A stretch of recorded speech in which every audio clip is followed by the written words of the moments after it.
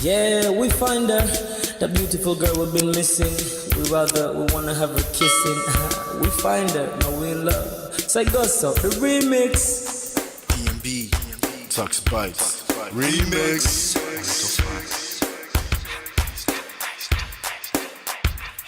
Now if I had to lose you like a bad phone connection, I'd change my game to get a better reception. Sit back, let's start this interaction. Don't fight the feelings, just a chain reaction. Your heart won't give you the wrong instructions. Like my GPS, yes I got the right direction. We gotta merge together like a road intersection. Last stop is gonna be my love and affection. I ain't like the mother dudes, they wanna call you shorty, but I'ma call you a beautiful girl. I took your picture home, my mama saw it, she's a very, very beautiful girl. I wanna put you in my video, cause you're so beautiful. You're a beautiful girl. So when you hear us in your radio, turn up your stereo. It's beautiful girl. Gotta find a shorty, what's worth of a lady. It's nice but maybe doesn't look like 40. It's taking a little time. I wasn't seeing no signs, any traces of my baby. Who's gonna be my baby? But I thought I'm gonna take my time. Within took a long fine eye. I saw a shorty passing by. She's got this very pretty smile. It was right at the bus station. I tried to make a conversation, holding her arms, feeling so tough. I felt this sensation. It's been a while that I've been trying to find a beautiful girl. And now I realize I found me a beautiful girl. She's a model, she's so fine. I just wanna take it by. Beautiful girl. Sparkling eyes, a killing thigh. I found me a beautiful girl. My wish came true when I saw you, girl. God must have blessed me with your beauty, girl. Looking so right from your head to your toe. Shaped like a cocoa bottle with a smile of a queen. My queen to be, you my destiny. Got a body of a goddess with your beauty. I'm impressed and I'm never in distress. Come on over and be mine. Been searching for a man and now all the cats keep looking to mine. With a sexy walk and a sexy talk, she must be from a planet called the sexy world. I know I ain't tripping, better yet I'm thinking put a ring on the finger. We look good together. Take your place in my heart with your beauty. I'ma say that I'll never turn away. Who would think I'm in love? So the way she smiles at me just really makes me weak. The way she speaks to me just really make me go so weak. Keep staring in her eyebrows. All I kept on saying is wow. Your beauty shines and breeze at night. All I really want in my life. Oh yeah. It's been a while that I've been trying to find a beautiful girl. Fine brown eyes. I found me a beautiful girl. She's my model, she's so fine. I just wanna take it. Beautiful girl. Sparkling eyes, killing thigh. I found me a beautiful girl. Yeah, beautiful girl. One beautiful girl, yeah. Beautiful girl. Damn. Money. You seen her? Hot Ice. Have you seen her? LP. Have you seen her? I'ma go over to Tux Bites. I know you've probably seen her. He has a lot of beautiful girls with him. Tux, it's DMB, baby. Look. Beautiful. I look for a while, but I can't seem to find a beautiful girl so I can make her mine. Time after time I've been searching for a while, but every girl I meet never seems worthwhile. What can I do? I pray to God for an answer. I feel pains in my heart like cancer, and when I find her, I'm gonna romance her. Lace of her presents and gifts, call me Santa Claus. I make a heartbeat pause. That's my girl, homeboy, not yours. The girl of my dreams, she's more than I ever thought. Show me Aston Kutcher, I think I'm getting punked. She's what I really want, so I'ma go get her. Since I'm a go getter, you know I'm gon' get her. And I will give her the world, anything for my beautiful girl. Psych. Ooh. It's been a while that I've been trying to find a beautiful girl. Fine brown eyes. I found me a beautiful girl. She's my model, she's so fine. I just wanna take it. Beautiful girl. Sparkling eyes, killing thigh. it's your love that I've been missing. I miss all your hugs, your touching and kissing. Make love on the floor, the couch in the kitchen. One love enough, we done enough. Man of prestige. Ha! Now this guy win. Now you win. Now you win today. Now you win. Now you win. I agree. Man of prestige. Now man you be. I'm sure some people will be jealous now the way I talk about Ola. But I have learned a lot from him. That's why I keep telling you to follow him. If you don't follow Man of Prestige, now you know.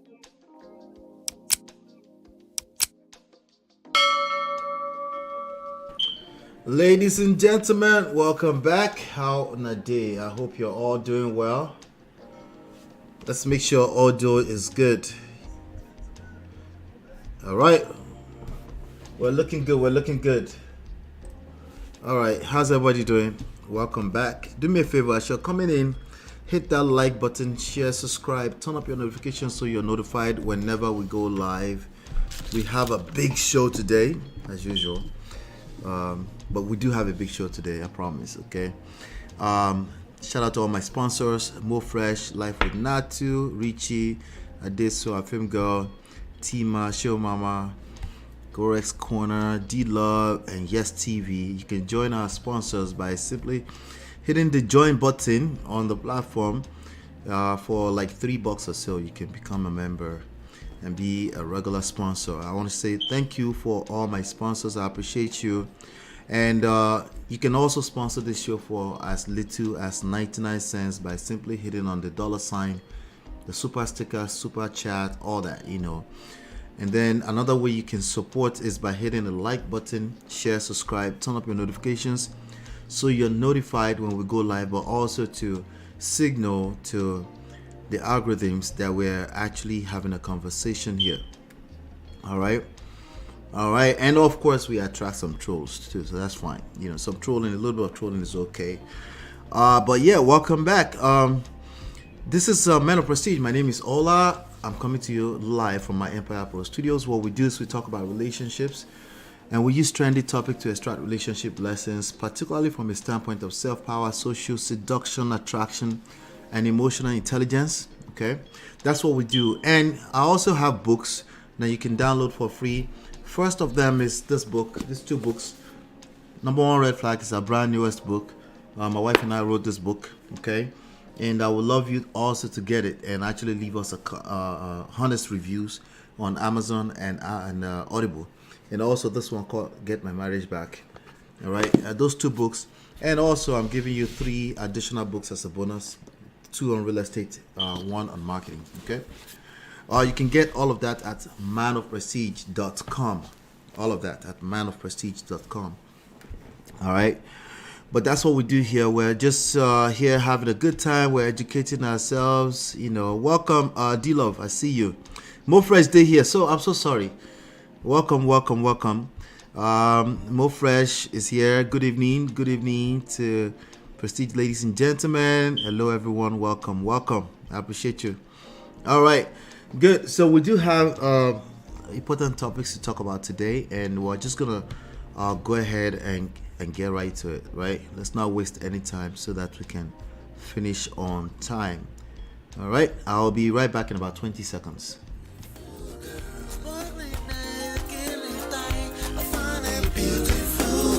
It's your love that I've been missing. I miss all your hugs, your touching and kissing. Make love on the floor, the couch in the kitchen.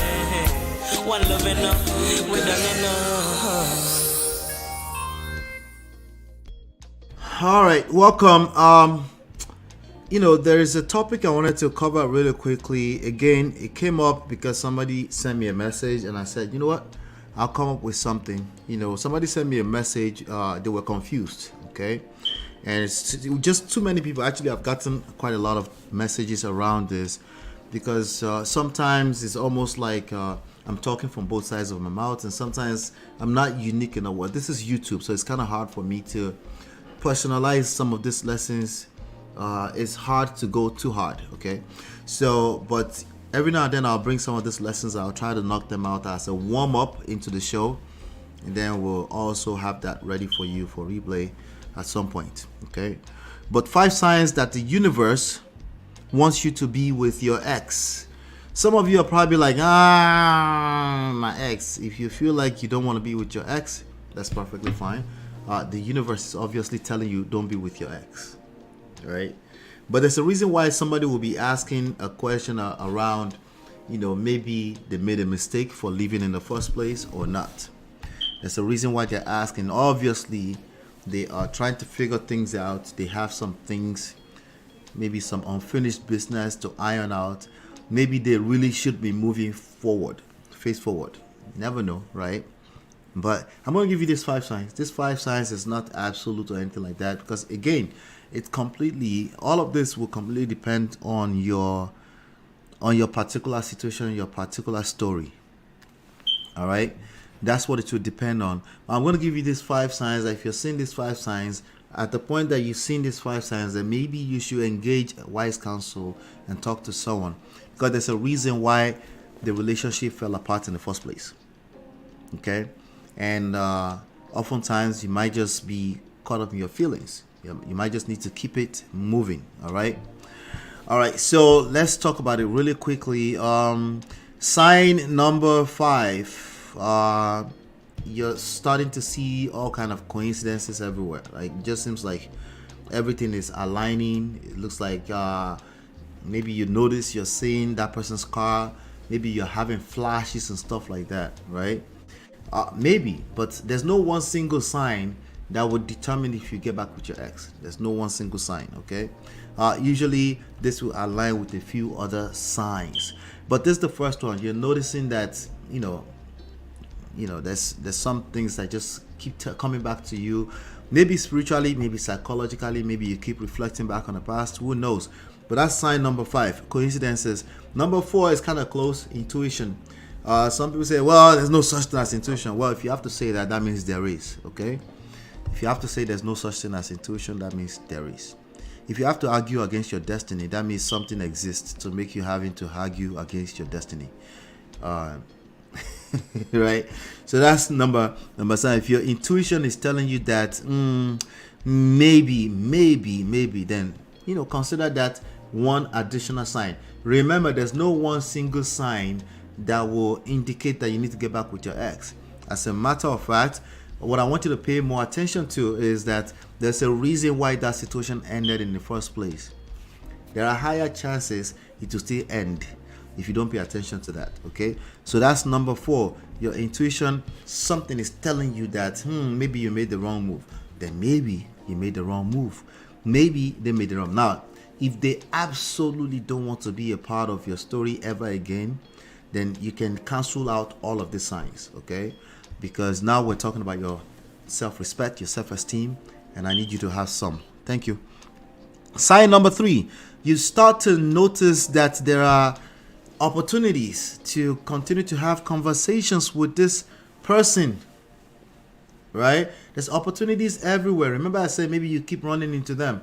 Maybe you have to end up at the same workplace from time to time. Well, that's an obvious opportunity, right? You want to be careful with that. But if it's not exactly work, but you notice maybe you live in the same area, not only did somebody assign you guys together for some project, even though you don't work together in the same company, you end up at the same event. That same week, you found out that you came across them at the grocery stores. If this aligns with some other signs, then maybe it's not as bad as you thought it was. Maybe you should pay attention, right? Again, just a sign, right? Ain't they an ex for a reason? Okay, for law. That's what I'm saying. I said there's a reason why that person was an ex. You want to pay attention to that, right? Yep. Let me see. Dilo says, I'm moving my hand over my head, chanting to fiakra. God forbid bad thing. There you go. If you feel that way, that's a sign you shouldn't. If you feel this way, that is a sign you should not get back with your ex. Okay. All right. So let's go to number 2. We're just warming up. We're warming up. Sign number 2, rose gold colored lens. So we tend to look into the past with rose gold colored lenses, right?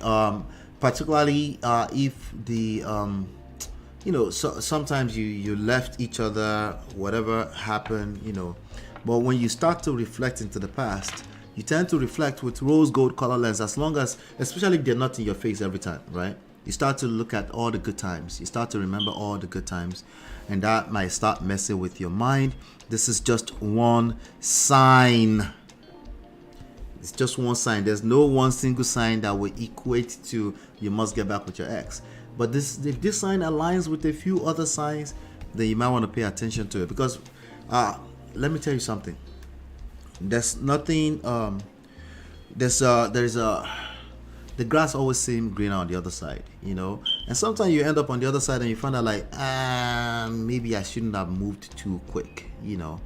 So because of that, it might even be easier with regards to that. It might be easier for you to start to reflect into the past and say, I mean, we had such good times and stuff like that. Chinye, welcome, right? You might start to reflect and say, look, maybe it wasn't as bad as I thought it was, you know. If that one sign aligns with a few other signs, then you might want to pay attention to that, okay? Sign number one, you still have a connection with them. You feel like you still have a connection with them. If you don't feel like you have a connection with them, you'll be saying things like tufiaka. You'll be saying things like tufiaka, right? Because you don't have a connection with that person. You're done. Dusted off. You'll keep it moving, right? But if you had a connection with that person, it's usually not that simple, right? But connection is just one sign. Connection may be playing tricks on your mind. You might actually need to be, again, moving all the way forward. But I get it. Sometimes, maybe we'll pull the trigger way too fast, you know. But let me say this. Let me end this with this, right? If the other person actually checked out on you, if they unilaterally decided to end the relationship, again, cancel out all of the signs. Okay, the only sign you should be looking for is for the right person. They are usually not. If they checked out on you, you need to keep it moving. Okay, you need to keep it moving. You need to have some self-respect and keep it moving. There's a reason why they checked out, and if they checked out one time before, there are chances they might check out again. Okay, that is not an absolute. I'm just saying, even if they check out, at least wait for them to initiate again. Before you even consider any of the signs. At least wait. Waiting doesn't mean you're waiting. Let me check that immediately, right? Don't be waiting around for a person that already said they don't want to do anymore. Okay? Don't be waiting around. If it's been long and they left more than 3 months, and they don't be waiting around for that. What I'm saying is that none of these signs are valid unless the person is trying to initiate back with you again. Okay? If they left you, take that as the universe giving you signs to keep it moving. You might feel rejected, you might feel, but trust me, it gets better with time, especially if you understand this simple reality I just told you. There's a reason why they left, okay? And it might has nothing to do with you, but clearly they don't want to be there. And the last thing you want to do is hanging around waiting for that kind of person. So those are the signs right there that you want to look for. Coincidences, intuition, opportunities keep presenting themselves. You know, obviously you have to see them as opportunities. If you see it as tufiaka, is it tufiakwa? Jesus, I'm struggling. Okay, it's like zukwanuke all the way, all over again. Anyway, if you're seeing if you're seeing the idea of this X as a threat, then obviously sign 3 is cancelled out, right?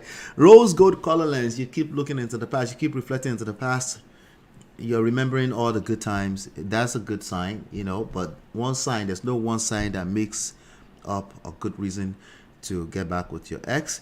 And sign number 1 is there's a connection. You feel a sense of connection, and you know, just keep in mind that connection can be deceptive as well. All right, so I want to know, what are your thoughts about this? Do you feel like, no, hell no? Definitely, you know, if you feel that way, let me know in the chat and the comment later on. If you feel like, you know, I have a question around this and stuff like that, you can hit me up. You know, you could just go to manofprestige.com. You see access to contact information and stuff like that up there. All right, and then we can talk about it. But if you have just very, differing opinions, thoughts around this, or additional context you want to add onto this, or some other signs that you have at the back of your mind that you felt like, this was the sign I looked at and I got back with my ex, please feel free to share. I'll be right back in about 20 seconds. Let's get to the next topic.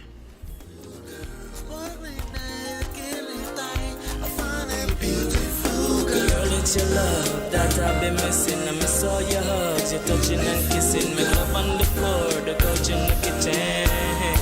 One loving up, we done enough. All right, welcome back. So let's talk about women and money. I want to talk about women and money for a few minutes before we jump into the main topics of the day. There's an article that I saw, and the article is about the 5 myths about women and money that need. I saw this article on the Washington Post, and it's about the 5 myths about women and money that need to be debunked. And I thought, what?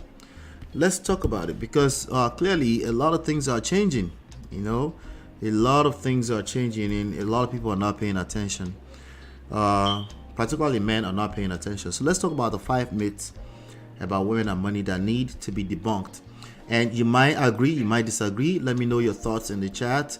Actually, I only read maybe the first paragraph. I'm like, okay, I'm curious. We've come a long way, ladies. That's what I guess is a woman that's writing this. Yes, men overwhelmingly control Wall Street and the financial firms that hold and invest our money. Overwhelmingly, do you agree with that? That's true. Still very true. They're still on average paid more than women doing the same job. Okay, so we have a lot of men that would disagree with that, but in the same token, they want to talk about, in the same breath, they want to talk about how men control the world. It's a lot of Indomie generation people that are confused, but this is actually a fact. They're still on average paid more than women doing the same job. Is that ever going to change? I don't think so. Honestly, I don't. There's too many forces that makes that exactly the way it is. All right, hit that like button. I beg, hit that like button. Thank you. I appreciate you. Hit that like button. All right. So, and when you see a commercial about financial advising, it's often a man giving advice. I'm not going to give you advice today. I just want us to rub minds to get together. Okay. But James Brown was right when he sang, "This is a man's world. This is a man's world." But it wouldn't be nothing without a woman or a girl. No, this isn't just a man's financial world. Since women generally outlive men, all right, a lot of women disagree with this, but when it supports their narrative, right? But somebody's saying it. Since women generally outlive men, a great deal of wealth is expected to transfer to them. According to a 2020 report by McKinsey, by 2030, American women, we're talking about American women now, or women that live in America. By 2030, American women could be controlling much of the $30 trillion in assets held by baby boomers. Okay. Yet misconceptions still linger about women's financial acumen, despite increasing numbers of them managing the money in their households because they are single, divorced, or widowed. All right.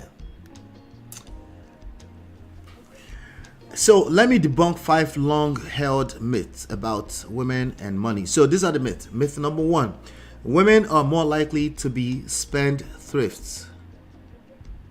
Okay, so women spend more money on nonsense. That's what it sounds like. Do you agree with that, or you actually agree that it's a myth? Is that a myth? You know how to manage money better? Hold on one second. Let me see here. All right, yeah.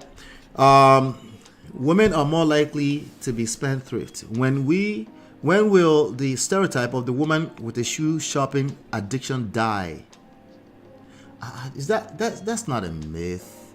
How many pair of shoes do you have right now, ladies? How many pair of shoes do you have right now? I bet you it's more than the number of pair of shoes of an average man. Okay, so it might be a myth, the spendthrift part, but the shoe shopping part, is that a myth?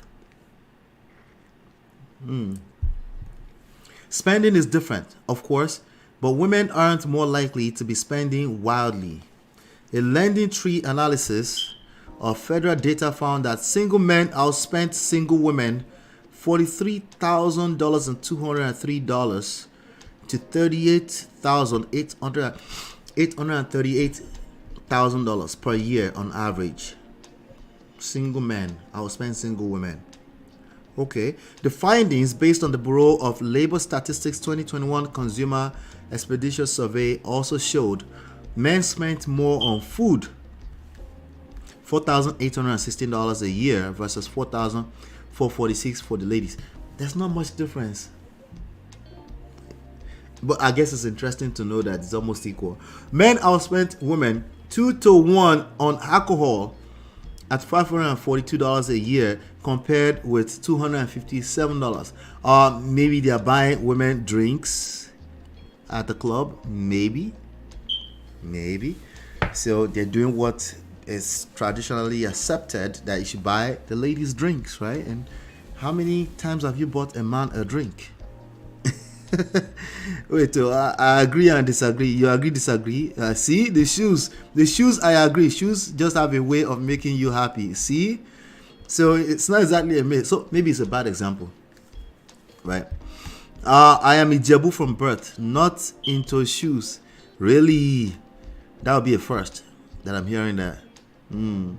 Shoes make us very happy. Okay, all right. So the article writer, maybe they used a bad example, but he's giving some other examples. The alcohol part I can understand because men buy women drinks, right? So it makes sense that men spend about $542 a year compared with $257. Now, okay, the ladies did spend more on clothes, $671 annually for apparel and services, while men spent $398. Okay, so men outspent women on other entertainment, which includes indoor exercise equipment and athletic shoes. They spent an average of $675 versus $141 for women. Okay, so that's the first myth. The myth number 2: women are bad at salary negotiation. They're saying that's a myth. Employed men make more than their female counterparts at every wage level, though the pay gap widens at the higher end of the spectrum. As reported by the Bureau of Labor Statistics, women's median earnings were 83% of men in full-time wage and salary roles in 2021. That comes to $912 a week compared with $998. People often attribute the wage gap in part to women's inability to negotiate a higher salary. But being too intimidated to ask for money isn't just a woman's thing. Oh, so women are bold when it comes to asking for money. When asked about their most recent hiring, and I quote, most U.S. workers who are not self-employed say they did not ask for higher pay than what was initially offered, according to Pew Research. In fact, 60% of workers settled for the first offer. Pew found the big shift in the coming decade. Women will hold greater economic power than in previous generations. This series captured the increasingly influential role women play in the American financial landscape.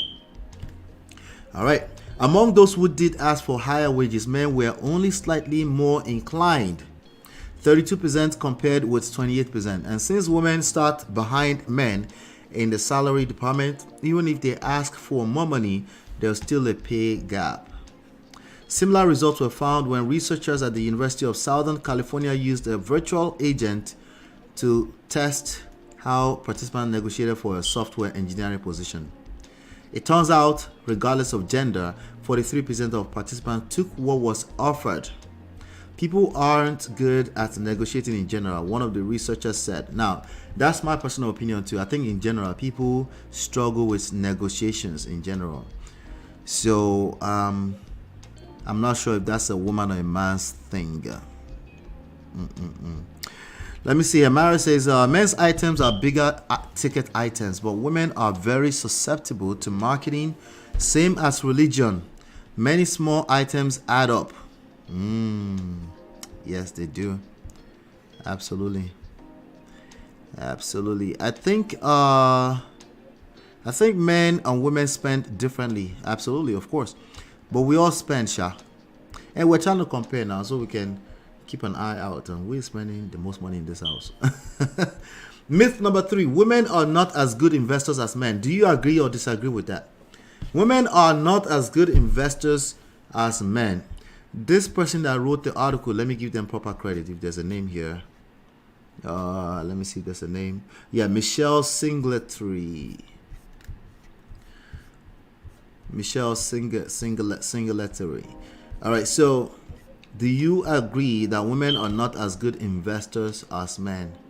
I think there's a confusion between the number of people that are investing, or predominantly who is doing the most investing, and actually if they are good at it. You know, D-Love said, I disagree with the investment part. Maria says, I'm not good with negotiations too, but I am improving. Next go round, I will do better. If you want to get better with negotiations, get a book called Never Split the Difference. It's by a guy called something Ross. Okay, I read that book last month, and that book is extremely, you will see a lot of correlations with relationships as well. Okay. More friends, I disagree with the investment statement. Men take risk with investing whilst women are more safe. All right, let's see what she says. Investment is all about risk. And while it's true that women tend to be more risk averse than men when investing, that works in their favor. Okay, they lead men, albeit by a small margin, when it comes to investment returns, according to a 2021 Fidelity Investment Report. I found my wealth building people. We agree getting rich is a slow race. Yes. Anyway, that's partly because women don't trade as often as men. Okay, so women don't trade as often as men. An analysis of more than 5 million Fidelity investment accounts from 2011 to 2020 found an average that women outperformed their male counterparts by 40 base points. Wow. Or 0.4%. That is crazy. Over time, that small difference can add up to big money. Anyway, so she's disagreeing. So the fact that men take more risk does not equal to being better investors. I think that's across the board in general. The fact that you as an individual take more risk, or you have hunger for risk, you have more tolerance for risk, does not equate to you're performing better. A lot of people misconstrue that. They might say things like, scare money don't make money, and people that say that, they tend to lose all their money. Anyway, good point. Myth number 4, women are more spooked about the stock market than men. They're saying that's a myth. She's saying that's a myth. Do you agree? Are you afraid of the stock market? Are you afraid of the stock market? Let me see if I can find a link to this stuff so I can share. Never split the difference. Good book. Yep. Never split the difference. Negotiating as if your life depended on it. It's written by an ex-FBI negotiator guy. I'll post a link. Why not? I love the book, so there you have it.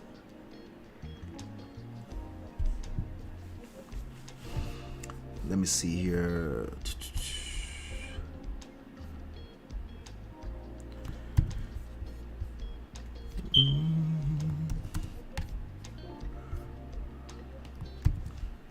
All right, I'm monitoring the time today. All right, there you go.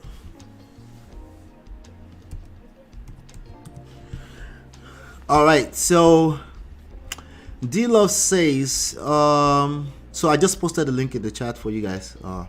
Never split the difference. D-Love says, I'm only afraid of crypto. Never participated because I don't invest in something I don't understand. That makes sense. You should never invest in anything you don't understand. If everybody is, however, talking about it and it seems like an opportunity may be passing you by, then invest time first in understanding it. And then you can consider if you want to. You might just find that you don't want to anyway. But you should still be educated on anything that you're hearing a lot of noise around it. You should still be educated. Even if it's as simple as say, hey, no, I'm not interested. Just to be able to be educated when you're saying I'm not interested in it, right? So let's see here. So myth number 4, women are spooked about more than half of women. Women are more spooked. They're more spooked about the stock market than men. More than half of women, 51%, who invest in stocks say they typically stay the course when the market experiences a dip. This is another, it's very similar to the last myth, right? They stay the course. Men are very, they get emotional, because they tend to discount emotions. They're never emotional until they start acting mad if they lost a little bit of money in the stock market, right? When the market experiences a dip, compared with 43% of men, according to Fidelity. So women stay the course and men tend to flake out. By the way, women are increasingly investing in the stock market, including outside of their workplace 401k plans. The Fidelity study found that 67% of women are now investing outside of their retirement accounts. That's a significant jump from the 43% Fidelity recorded in 2018. We're seeing more news like this, seeing more studies reflecting this, so we should pay attention. Myth number 5, women are too emotional to be good money managers. You agree with that or you disagree? Do you agree with that or you disagree? More frequently, I think afraid, quote unquote afraid, is probably the wrong word. Maybe just less interested or not as attractive to a woman But we're seeing increasing numbers of women they're participating in money matters, which is a good thing. Daddy Buffet taught you well. Jesus Christ. All mates, we have stomachs of steel. I think people underestimate women in many ways, obviously men and women are different. I always say that anyway, but that is not a negative thing. It's just difference. That means it's like you're getting with another person romantically and understanding that because they're different from you is not that's a strength. That's actually a part of the strength for the relationship, because there are certain areas where you yield to them and back and vice versa, right? So Bon Chances disagree 1 million and trillion and million 1,000%. Jesus. All right, I actually invested in stock market at a low risk. Interested? Okay, interesting. What does that mean? What do you mean though? What do you mean that you invested in stock market at a low risk? What do you mean? Misty say hello everyone. In today's topic on investment, what's the mobile you pinned? We're getting to it. We'll cover during the live shows. We'll cover a lot of topics. That will be. We're gonna get there. Okay. Welcome, Misty. We're always talking. Anything that can help us improve. That's what we talk about. All right, so women are too emotional to be good money managers. Myth number 5. More than half of US adults, 52%, say they stress about money, have worrisome thoughts, lose sleep, and are depressed because of financial worries. According to a 2023 survey by Bankrate.com, that's up from 42% a year earlier. Oh, wow.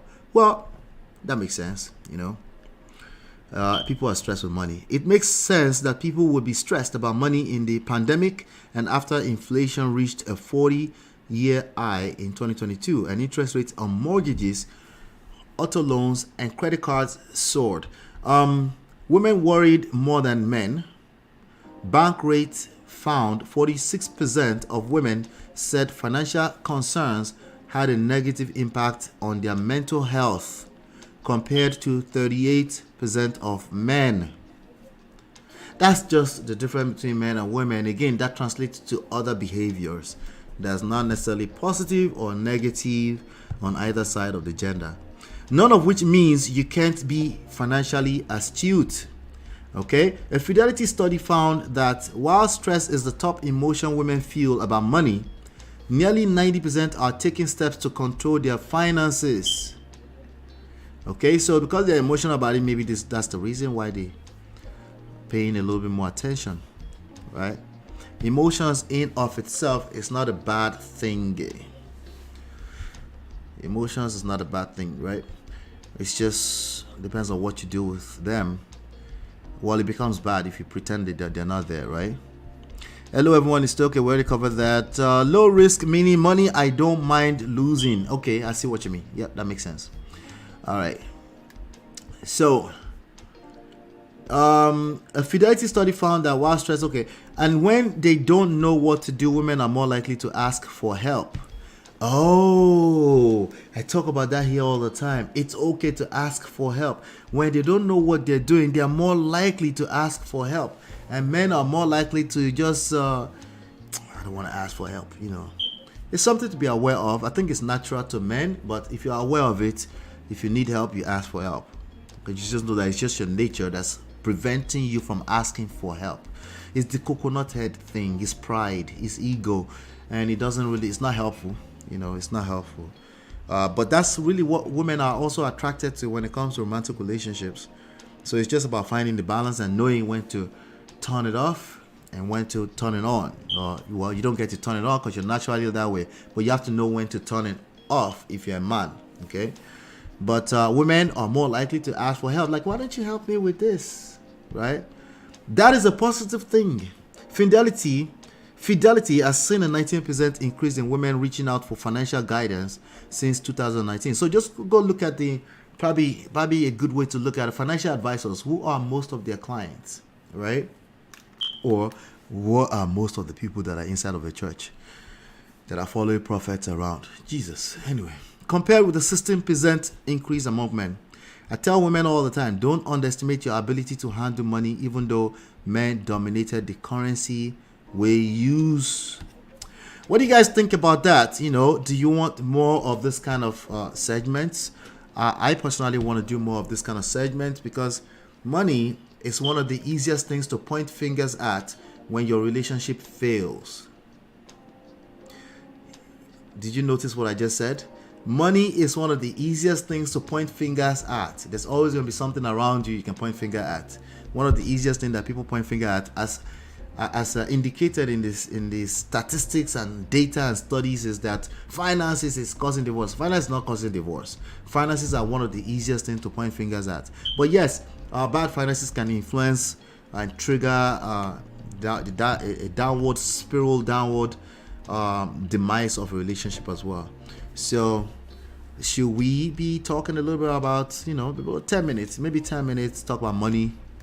I'm taking an options course at my job next month. That's awesome. Options are beautiful, but you have to know what you're doing. They're also highly risky. For research purposes only. Okay. They're very risky as well. Over time, I've actually made my capital back times a couple of doubles. That's awesome. Love it. I love those testimonies. Toby and Tribe says, I feel generally Africans could be better negotiators than Westerners because we are used to pricing things down in market. Negotiating in Africa is a lifestyle. Yeah, it has to be. Share by jale, share by $20 jale and call, like, hey, why I cut you down, son, Jerry? Right? Yeah, you're right about that. A lot of these things, small things, that already have like stunt prescription. What's the word I'm looking for? They're already priced, so you don't get to negotiate them. But in Africa, you can negotiate literally anything, So, but negotiator gets tougher. Like, for example, in that book, one of the examples he used is, somebody being held hostage, right? Obviously, FBI guy, right? You learn a whole different level of negotiation and how it applies to real life. It's one of the highest valued skills you can have, negotiations, Well, good point. Interesting overview as you work in the industry. She works in the industry. I bet she does. Love this new segment. She loves it. Oh, love it. Okay. Listen, if you know more about money, you probably know more than I do. I'm just a student, right? So we're going to keep talking about money. I'm just a student, but I love it. So those were the 5 myths about women and money that need to be debunked. All right. Now, let me know if you went through this and you're watching this as a replay later on. Let me know what you disagree, why you disagree. Gentlemen, if you're watching a replay, let me know your thoughts about this. I would like to get your thoughts on this as well. All right, with that being said, let's move on to the next segment. I'll be back in about 20 seconds.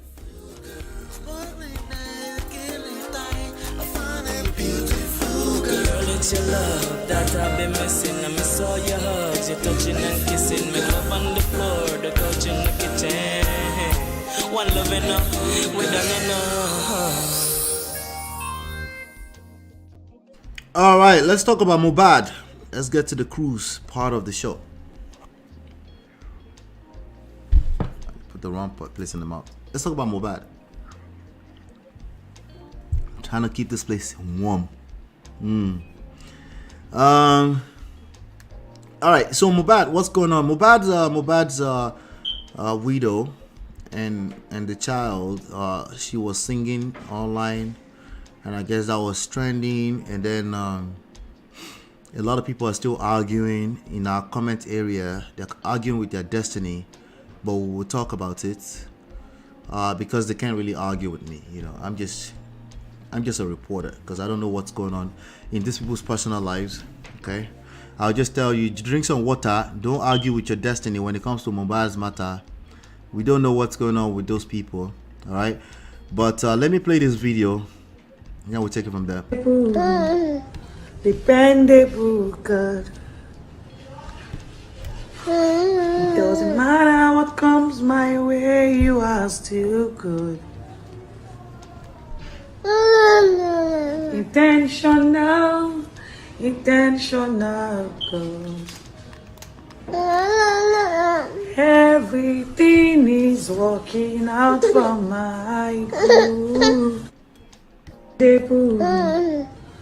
All right, so this is the video that has been going viral. Of course, people have a lot to say about this, but beyond that, you know, some people were having some things to say in our comments, and I want to read some of those comments. Before I go to those comments in our comments, this person said, if you hate how very dark man scattered Mohbad's case, gather here. It's about 2,600 people hit like on that. So majority of people that actually, they are patiently waiting for this case to unfold, they are now quiet because it's like, you know, they messed it up, right?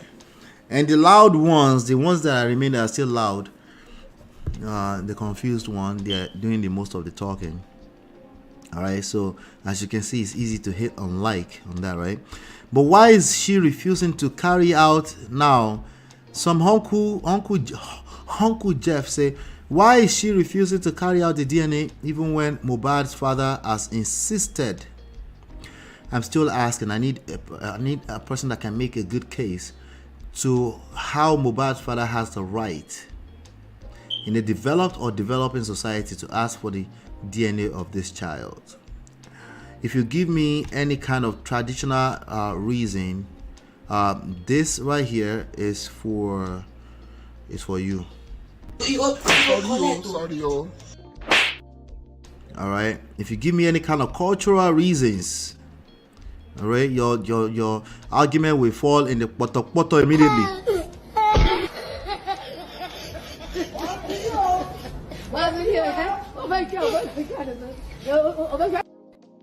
All right, because clearly you don't know what you're talking about. I'm going to read a couple of examples of those to you in a second. Well, this is an example, but why is she refusing to carry out the DNA? Her father has insisted. How can you insist on something you don't really have a right? I don't understand. You know, insist how? Like he's just using his mouth to insist? Well, obviously it's meaningless because nobody's, if anything, we're just catching crews at this point, right? Oh, by the way, they said he bought a car. Congratulations to him. Somebody gave him a car. Baba Mohbad got a car. Congratulations to him. Is it that she's hiding something from the public? It is well. All right, so it's a stupid question. All right, if the DNA is necessary, she can't refuse. It will be a subpoena type of situation. She will be made to do it if it's necessary. All right, and the fact that that's not happening, it goes to tell you, like if Mohbad was here, he would have the right to say, hey, I need to check the DNA of this baby to make sure it's mine or not. Why? Because resources are going to flow from him to taking care of the young man, right? But that doesn't sound like if we're talking about negotiations earlier, right? What is motive, and what does the baby stand to gain if this Baba finally find out the property distribution? Exactly. Are you going to admit that this is about properties or not? Right? So there's no resource, as we know right now. There's not even emotional resource that's going to flow from Baba Mohbad's father, to this young man. Okay. All right. If you don't know who Mohbad is, just go and Google it. I don't want to keep doing that, right? I'll just say he was an upcoming artist that passed away. Untimely death in September after being bullied for 2 years in a row. They're still investigating what happened. This is the widow of Mohbad. Okay. Somebody said the idea of putting the boy out for people to see resemblance rather than doing the DNA makes more suspicious. I don't think that's what she was doing. I don't think that's what she was doing. But if that's what she was doing, that would be dumb.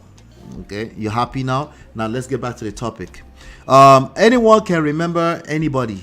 If I were her, I'll do the DNA to clear my name. No, that's stupid too. Okay, see, you know how to claim right in the wrong direction. That's like, you don't. We're talking about shalaye. That's shalaye. That will end up being shalaye. Okay, it is the same people that are asking how to do DNA to prove a point that will now say, they probably paid somebody, Falana probably paid somebody to twist the whole thing, and they're probably lying. It's the same people that will do that. Never feel the need, unless they actually have the right. You don't have to do shalaye for anybody unless you are making money from creating content. Never feel the need. Okay, never do shalaye that the evidence will never be enough anyway.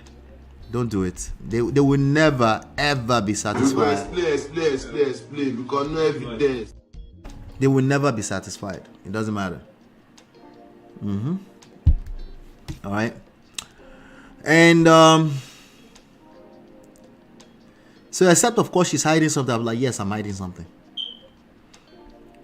All right. And after I say that once, I probably will never respond to you ever again. I will probably block your ass. DNA shouldn't be an issue. DNA is, first of all, a financial issue. Second of all, that's just ridiculous. If the authorities need a DNA, they will do it. You won't be the one to tell them. Now, I get it. Sometimes, the public need to agitate. Okay. Then focus on what you're agitating for. You want to find out what happened to Mohbad? Focus on that. If it gets to a point where the question of paternity becomes a question, then you can say, hey, we got to this point, But listen, the public has the right to yarn their dust, but I'm just letting you know it's wrong. Okay, this lady is going through a lot. May we not lose our partner. Okay, the way his baby looks more and more like him every day is wonderful. May God bless him. The baby does not look like Mohbad to me. I can't see it. So I say you want still use emotion. Play our head, so we go root for you. Justice for Mohbad. Stop using Liam as weapon to play our emotion.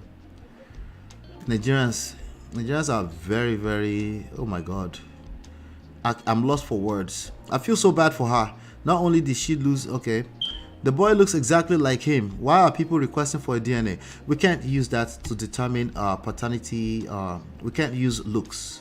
If it comes down to it, if it's necessary, they will do a proper DNA test if it's necessary. All right.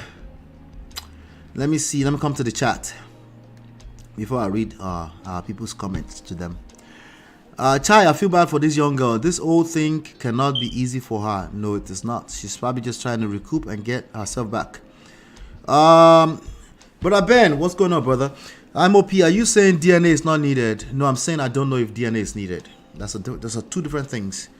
I'm saying we don't know if DNA is needed. At this point, from the little we know about this case, no, it is not. It's not. It's a pointless conversation. And you can see that people are catching crews with the DNA topic. When I say catching crews, I'm saying it's not close to home for them. That's what I mean, But it's pointless. It's pointless. because there was no documented questions anywhere where that man was asking for where he was asking to validate the paternity of his baby. That's the way it works in developed and developing society. If you're not asking, they don't care. If you sign the document, you sign the birth certificate, they don't care. And by the way, it could mean that actually they might have motion for right? It still doesn't matter as long as you took you said you chose to be the father of that baby. That's the way it works. And there's a reason why it works that way, because in reality, for the most part, in real life, the father is actually the father who has relationship with the child, not biological. Biological does not create relationships. But relationship is a function of time and actual resources exchanging hands and taking care of a person. That's how it works in real life, just in real life, right? So if you're wondering why you and I are being privileged to have relationship with our children, it's because of the relationship, not the biology of it. That's the reality. Most of us have never paid attention to that, right? That's the reality. So that's why the jokers are people who cry wolf about biologically. That's not reality, okay? Now, a person has the right to have their sentimental beliefs around it must be their own biological child, but it's the person, not the grandfather. All right? So we don't know if it's needed. I don't think it's needed. I don't think it's going to be necessary. If it becomes a situation where they're questioning her as a threat to Mohbad, yes, it will now become what will be the motive. Then the next point of action will be like, what's the motive? Was there any kind of argument about paternity? Yeah. Then they will have to get to, but there's about 50 layers of questions before you get to that point. Nigerians are stuck on DNA because of they're tangling themselves in somebody else's sentimental beliefs. All right. It's even worse that over time, more and more brainless people believe she must do DNA. Are they demanding for because of the case, or greedy father wanting his son's property? That is a question that needs to be answered first before we do DNA. Right? Because then that will become like, why do you need that? Well, you don't really have the rights because you're not the father of that child. Not biological. You're actually not the father of that child. You're not, like, there's nobody taking anything away from you and asking you to be a father by force. You are a grandfather.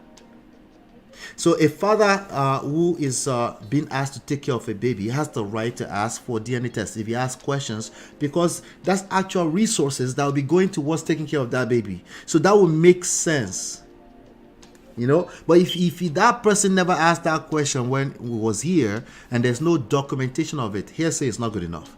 Just because you interpreted a song in your own way does not count. Okay? If that person is not here, and while they were here, there's no documentation of them questioning the paternity, am I repeating myself? I think I am. Let me keep moving. I get the resource part, but are you saying no need for DNA? Yes, no need for DNA. Yeah.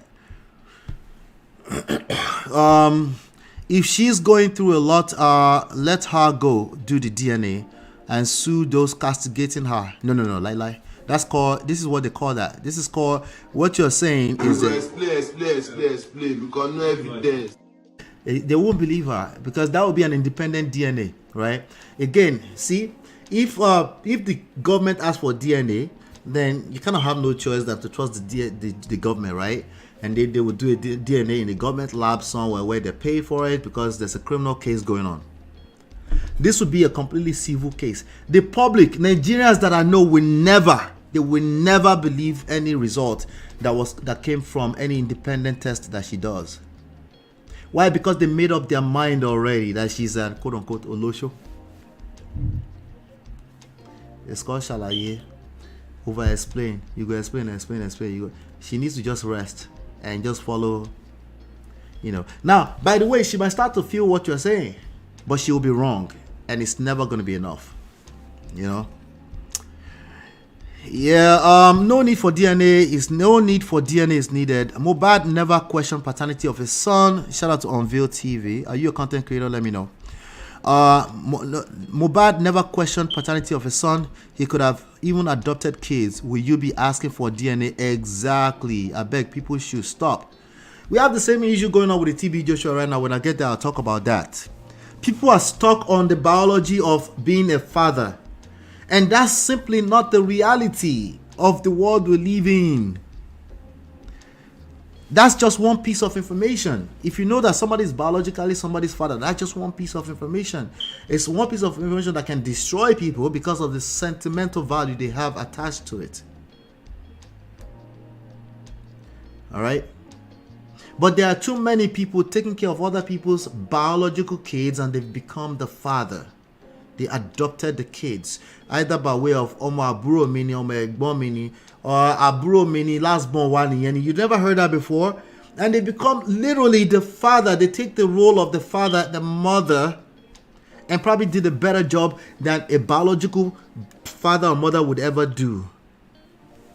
All right? So I have sentimental values attached as well to biological relationship by way of father or mother. I do too, because I'm regular like you guys, all right? But I'm also aware that it's just a piece of information that if you are lucky enough to have your own bloodline, good. Sure, but that's about the benefit of it, okay? But what if something happens in the future and we have to transfer blood to the person? It's not DNA they use to transfer blood. I don't think so. Correct me if I'm wrong in the chat. I think what they do is maybe blood group, blood type, and all those kind of stuff. Not DNA. They're not looking for the person with the exact same DNA to transfer blood. That's not how it works. Okay. All right. Let's keep going. Mofre say, "How, bro Ben? So you believe she should do DNA?" But there is a devil's advocate here. You know that now. Yes, more fresh. Once a child DNA becomes a reference point, why not do DNA for the father?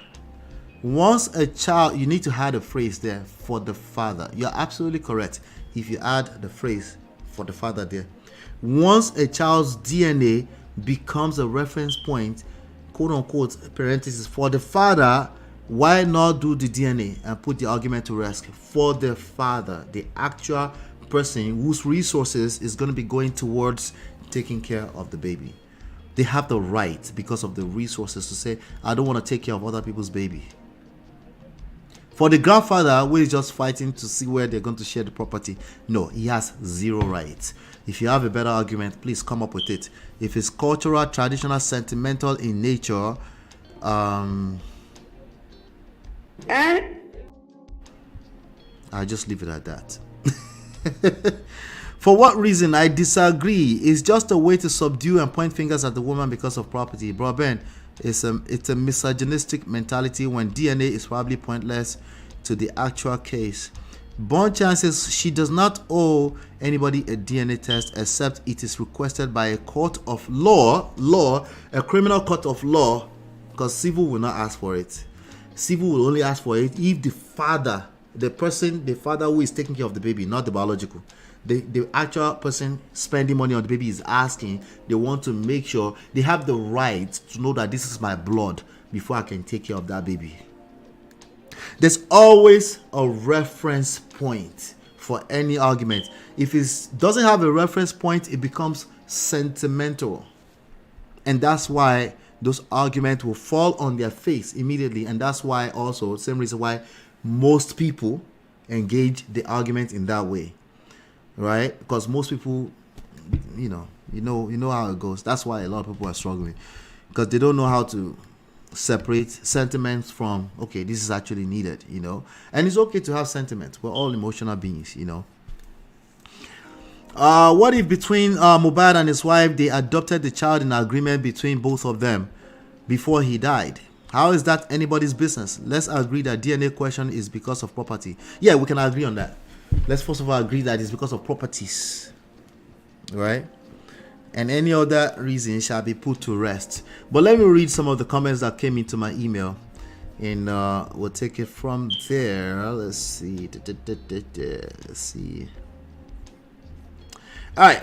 So, shout out to this person who actually gave us some insight. This person actually gave some insight. Let me see if I can Okay, so this person said, I don't know. Let me see. I'm trying to see the person's name. Shout out to Bobo. The person's name is Bobo or something. So I did a video. Called MOHBAD'S Dad's Right to Question Paternity Still in Question. Okay, so quite a few people left some comments here, and on any MOHBAD video in general, a lot of people, like I had people that say I'm a mumu. There's actually a person that said I'm a mumu. You are a mumu man. It's actually a person that said that. Yes, believe it or not. But let me see if I can find. Hold on 1 second.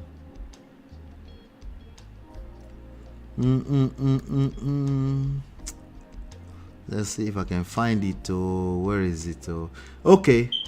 I think I might have found it. Let me see.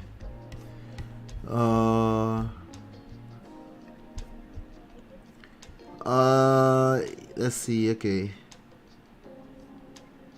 The person, you know, get sense, Mumu.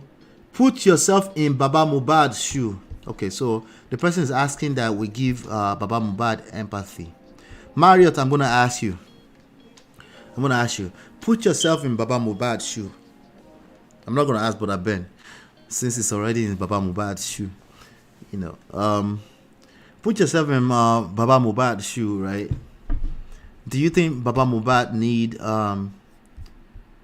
does he have the title of this video says Very Dark Man and Dotto interprets for late Mohbad's dad. I don't know if you remember that segment in a few shows ago, right? So that person is saying, another person, okay, these are all APC Bishop Ekene people, by the way. That's what they are. I can just tell. And usually they have no face, or they might have a frog in their picture or something. Anyway, this person said, you can't get views, Mr. Man. Okay, the video is talking about, let's see if there's any views on it. Oh, 395 views from 1 day ago. That's not bad. But anyway, you can't get views, Mr. Man. It was your son. If it was your son that they buy like that, would you be here saying all this nonsense? No, I will probably not be on the internet. God forbid. But I won't be on the internet. Definitely will not be granting interviews. I won't be granting interviews until you know, much less asking for my grandchild's DNA test. That is ridiculous. Oh my God. Even the more I thought about it, I'm like, ew, yeah. The son, where I carry with my son. God forbid bad thing. Back to the sender. I'll be asking for DNA tests. Are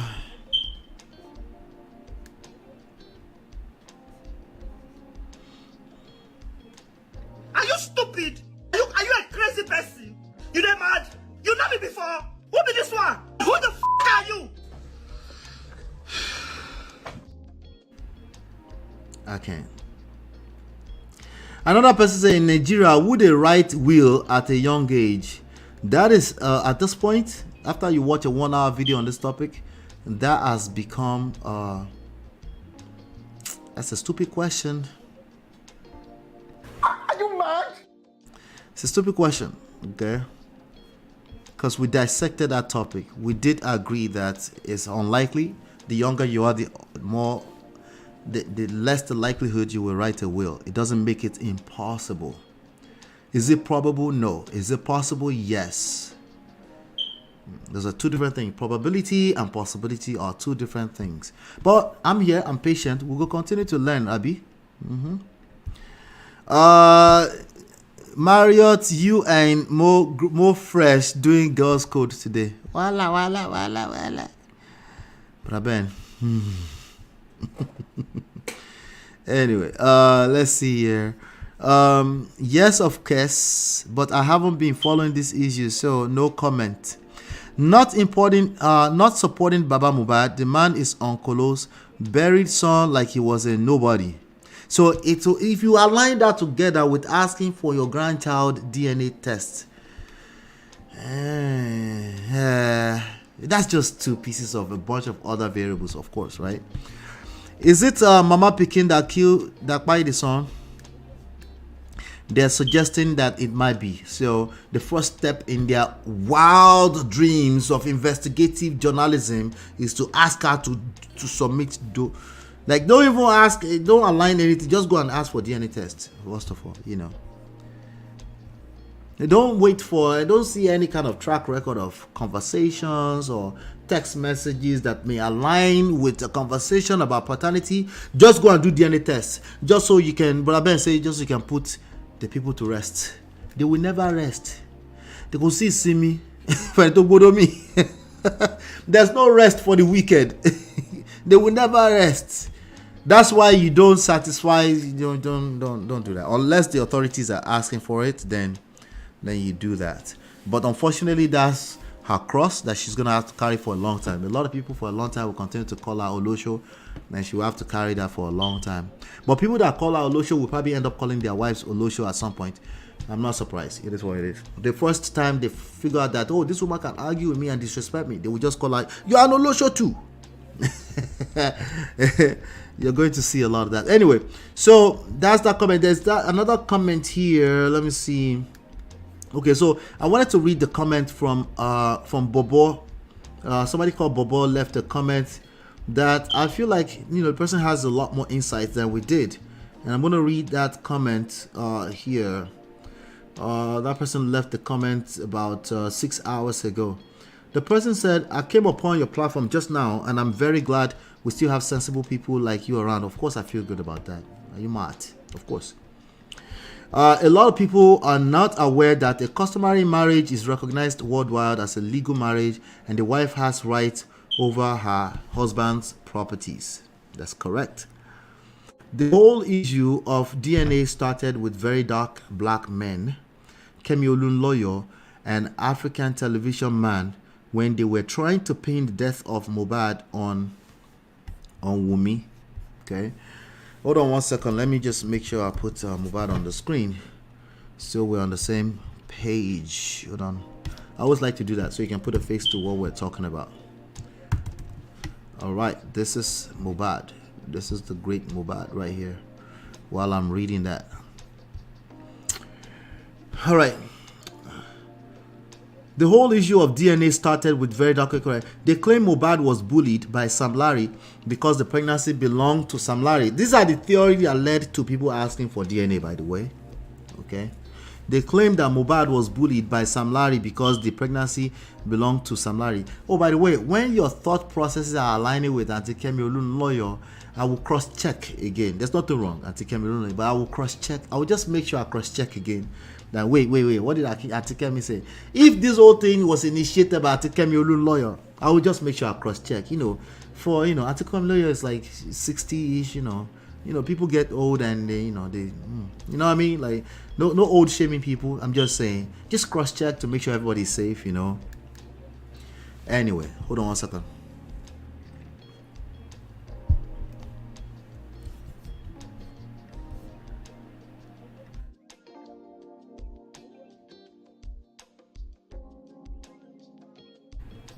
All right, let's continue. Excuse me.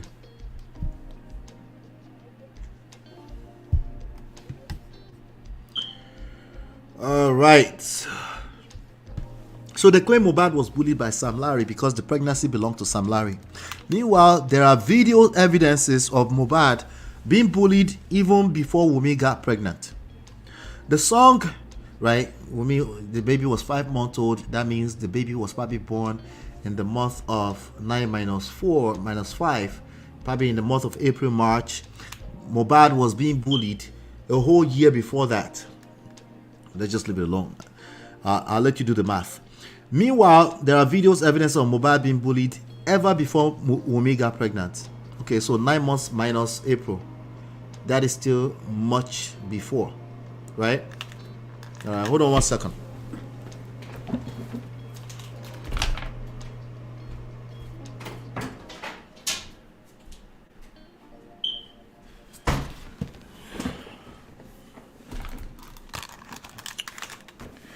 All right. Sorry about that. So, meanwhile, there are video evidence of Mohbad being bullied. The song Weekend, they are all referring to, was released in November 2022, when Wunmi was just 4 months pregnant. Would he have gone ahead to marry her traditionally after they claimed he already knew the pregnancy was not his, and even spent over 2 million naira for the naming ceremony of that baby? Just in case you don't know, there are channels dedicated to this topic. They are talking about it all the time. Okay.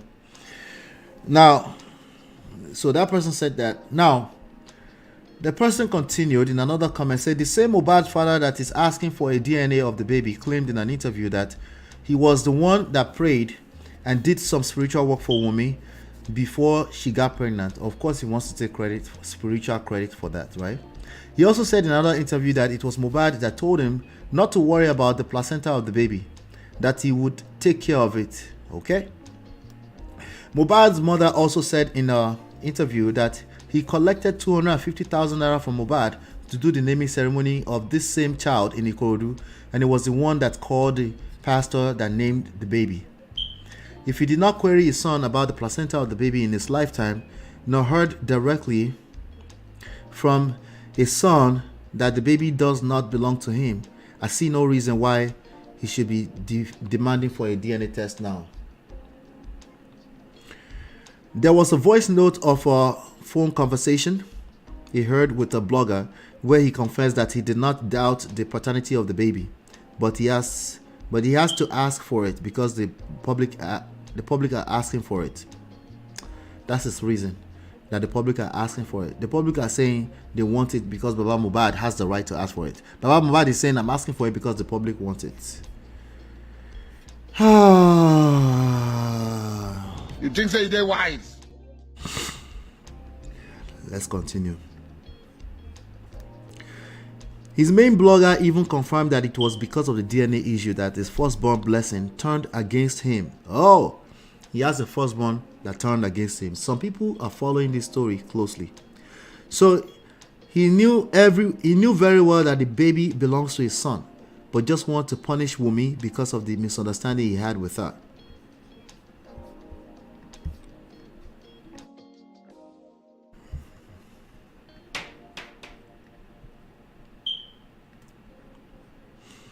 Yeah.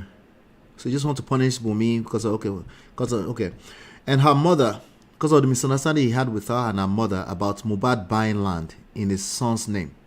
And because of the bloggers that are contributing money for him on their platforms, those bloggers need him on their side so that they can keep making money through their sad story. So they kept feeding him with more lies and different conspiracy theory. It does make sense that all of this is conspiracy theory. That makes sense. All right. Now, this person continues in another comment.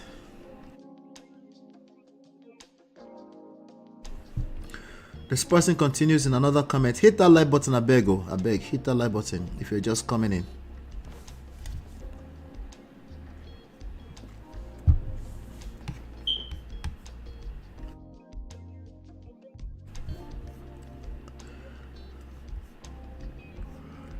There's a song titled Fuck You by Mohbad. Mohbad released that song over 4 years ago when he participated in the FU challenge by Kiss Daniel.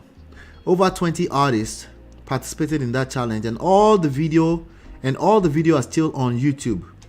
People deliberately misinterpreted the song and claimed Mohbad was referring to Wunmi in that song and started accusing her of infidelity and calling her transformer. If they claim Mohbad was referring to Wunmi in that song, that means all the artists that participated in that challenge all married Olosho. Remember the person that came here some few days ago? I asked the person, I said, tell me about the story when you married Olosho, what happened? Because this is projection at best. Okay? And I also made mention that I don't have any doubt that Wunmi and Mohbad probably belong in the street. They probably found themselves in the street and they probably move a certain type of way. But that's not really relevant to this case. It's not. And I don't know those things for a fact. I'm just guessing off of the lifestyle that comes with what Mohbad was doing, you know. All those castigating her refused to mention songs like Cinderella, where he actually mentioned Wunmi's name, and Omomi, that was released 3 months before he died, where he mentioned how important she was in his life. Listen, you can come back and leave a comment and and push back against Bobo's comment, but I needed to read this.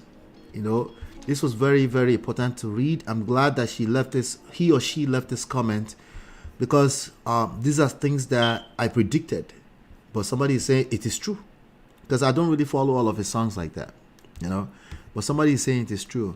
But the more people, when I see people asking for DNA test, I see maybe about 50% of the general population asking for the DNA. I see people that are looking for fairness, people that don't know how to read between the lines, people that still majority of people, right? There's a lot of people that feel that way, is the point I'm making. But for me personally, no, DNA, if you know how these things work, DNA is completely irrelevant until it is relevant. From what we know right now today, it's irrelevant. It's completely irrelevant. Okay, so Mohbad's pops struggles with his right. He's continued to struggle with his right. Wunmi has been trending with her son, and listen, everybody else does it. It's probably something she needed to do too, but they're probably dragging out with it right now as I speak. But it is what it is. But that's my question for you again. Do you have a better argument for why you think Mohbad's father has a right, okay, to ask for DNA test? I'm not even worried about the DNA test, okay? I want to know if Mohbad's father has a right to ask for DNA test for another man's child. That's all I want to know. Please, this is the 3rd video on this. Come up with something else. Give me something else. Let's work with it, MOP DNA is relevant to this case. It is not. That is your words against mine. I disagree with you, Brother Ben. Let me see here.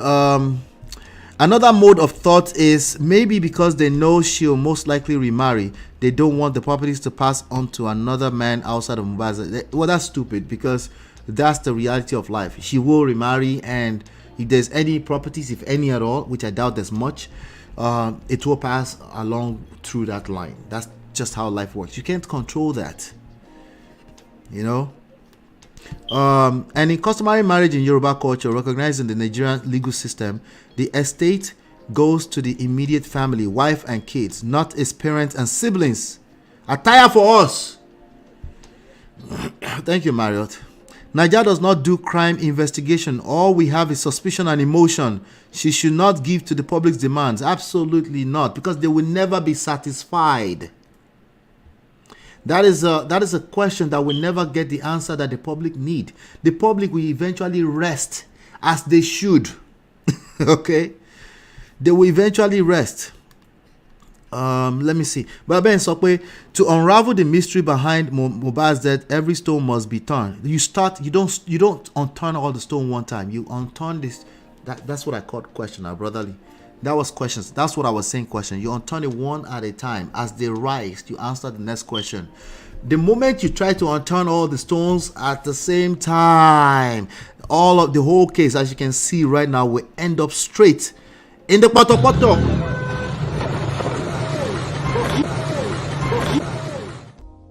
You can't unravel all of the stones at the same time. You unravel them as the questions come up. There's a downstream effect. There's a sequence you go through to unravel the mystery. You try to unravel all of the stones at the same time, it cannot work. Okay, and even professionally, they don't do like that. They unravel one at a time. Okay, one thing at a time. Particularly because it costs money and resources to actually unravel those things too. Koni right kankan Gorex how you dey? Koni right kankan.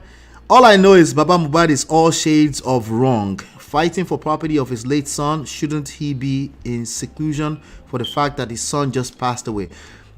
That's the answer to the person that's asking the question. What if somebody's son by, not my own son?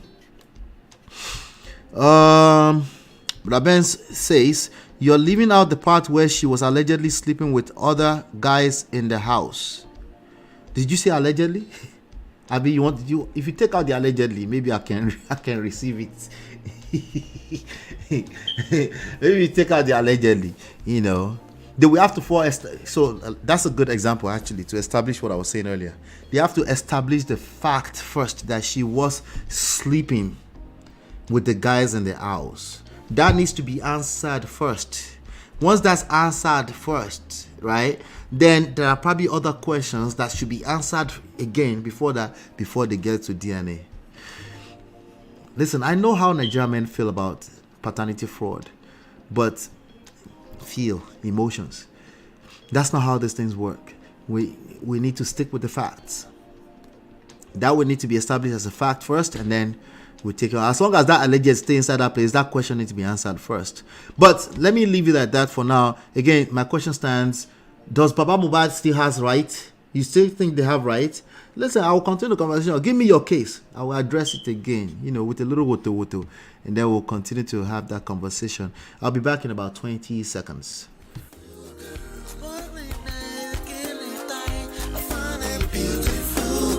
It's your love that I've been missing. I miss all your hugs, your touching and kissing. Make love on the floor, the couch in the kitchen. One love enough, we done enough. All right, I'm gonna play an audio for you, and then we'll take it from there. I want to see what your thoughts are about this audio. If you can recognize the voice in the audio, let me know in the comments area, in the chat. Oh, hello? I'm not to reveal already now. Hello?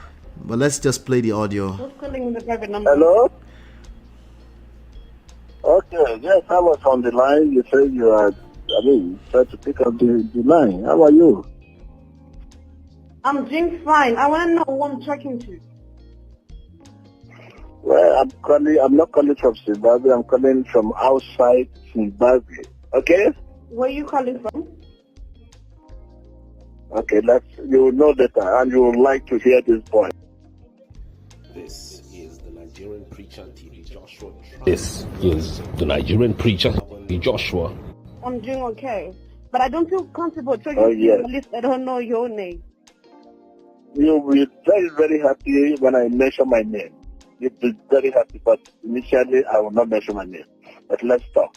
And when I continue talking, you'll be very happy. Don't drop on me, because it's better for you. Why I'm dropping off? To hear the voice. The reason I'm dropping off is because I don't know. I'm not comfortable talking to someone that I don't know. You'll be very, very happy to hear my name. I want to mention my name. Don't worry. Tell me your name. How are you? Should I tell you your name? Huh? Should I tell you your name? Tell me my name. You want to know your name? You love me.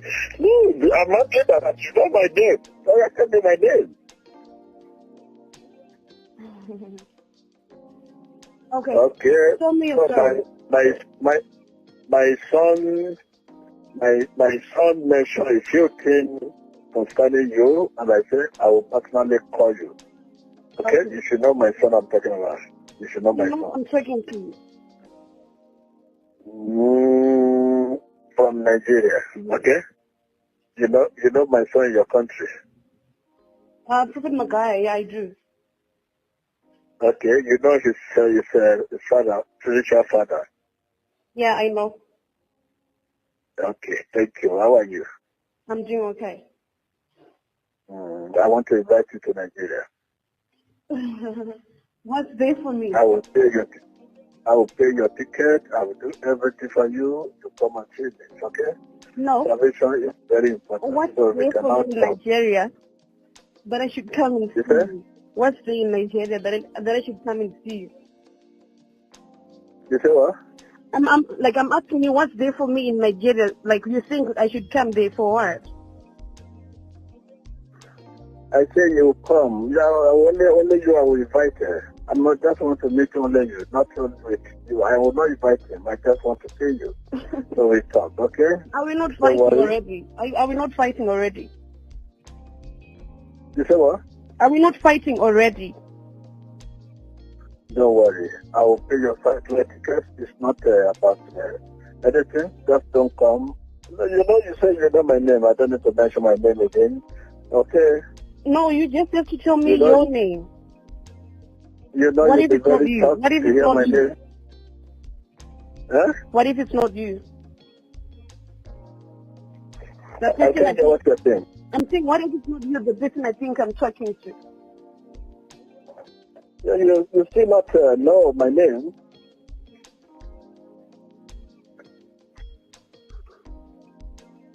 Hello? Hello?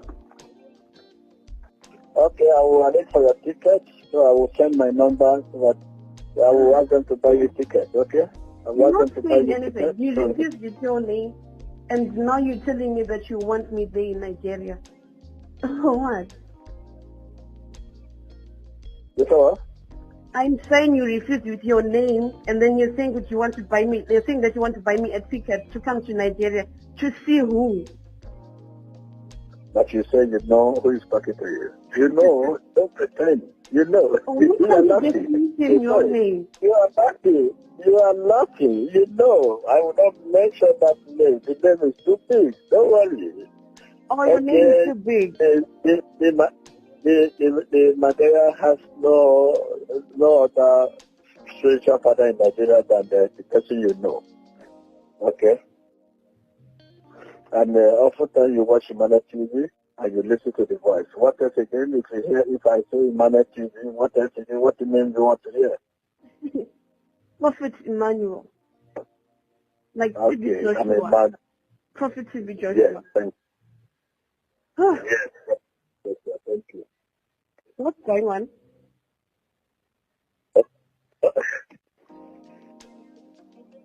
Hello? Yeah, what's going on? Like the reason why you called me, like what do we have to talk about, and what's the reason why I should come to Nigeria to see you? So when are you coming? That's a big question. When are you coming? I don't think I have to reply to that if I don't know the reason I'm coming, like for.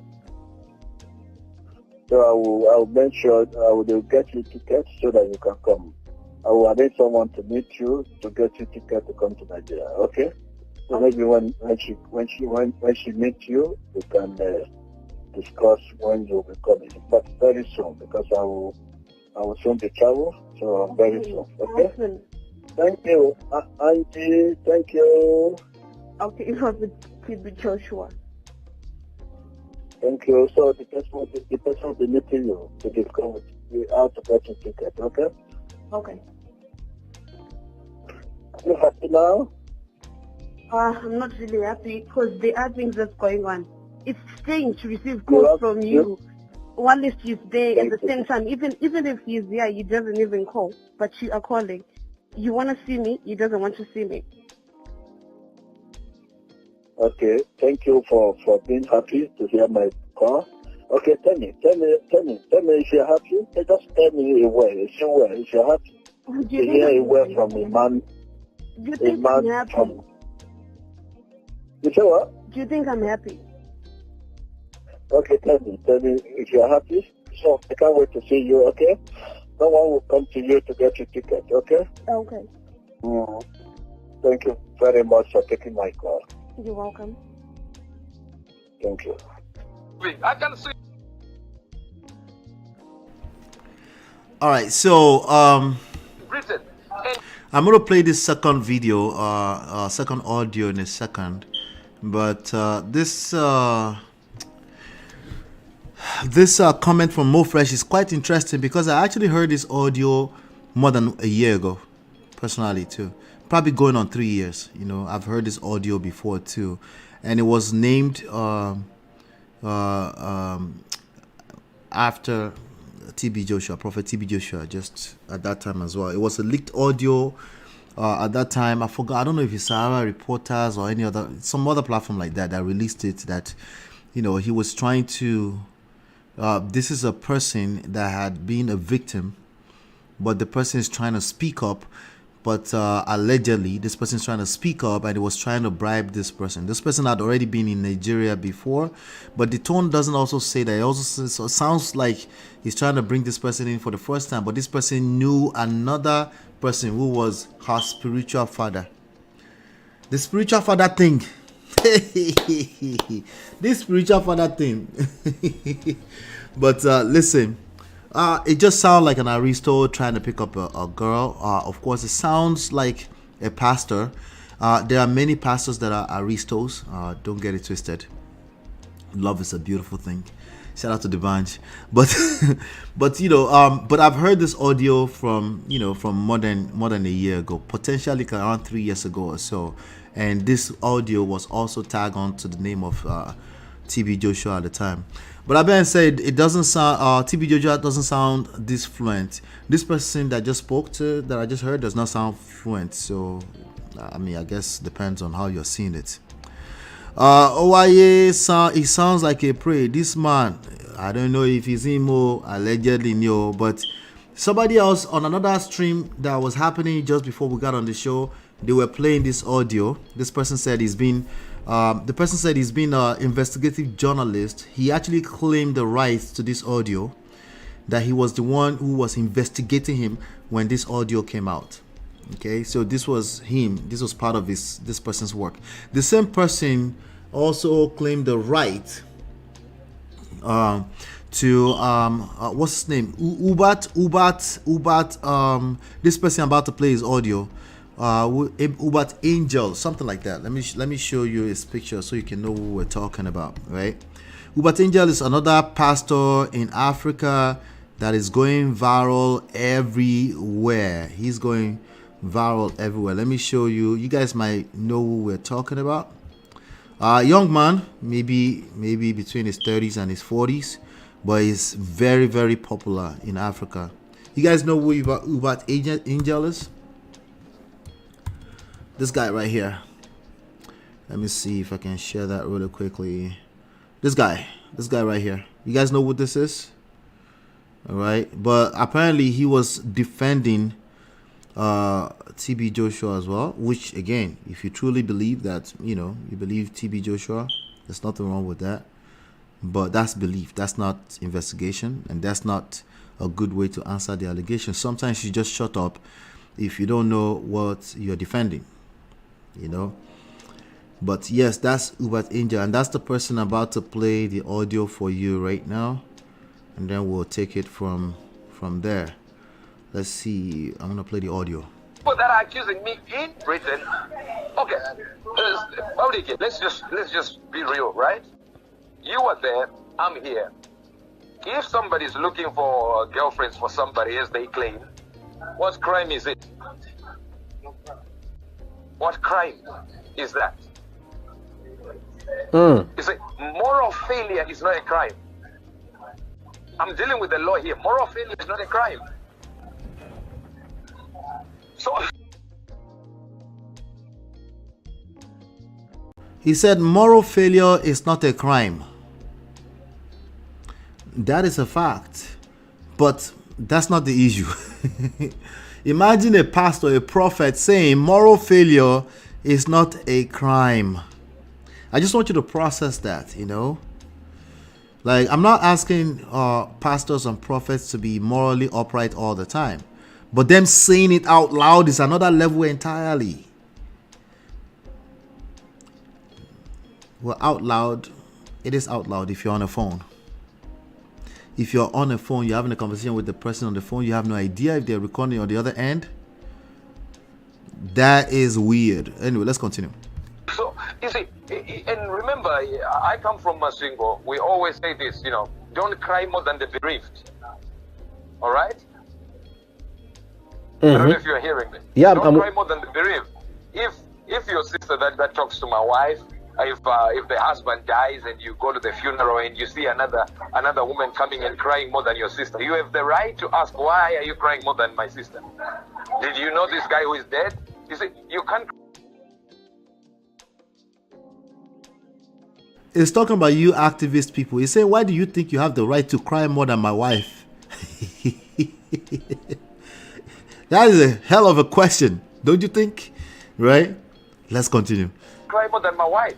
Beverly is quiet and you are talking. Mm-hmm. I don't know if you are hearing what I'm trying to say. Yep. You know, this is the longest I've been on any phone call, even trying to do a voice phone call. And you're running your mouth. I don't really feel the need to protect myself from a lie. I don't. I really don't. I don't need to respond to it. If they want to respond to it, if the media, I'll see this is a lie, this is not hard evidence, that media should. I can sue him in Britain. And the people that are accusing me in Britain, okay, let's just be real, right? You are there, I'm here. If somebody's looking for girlfriends for somebody, as they claim, what crime is it? What crime is that?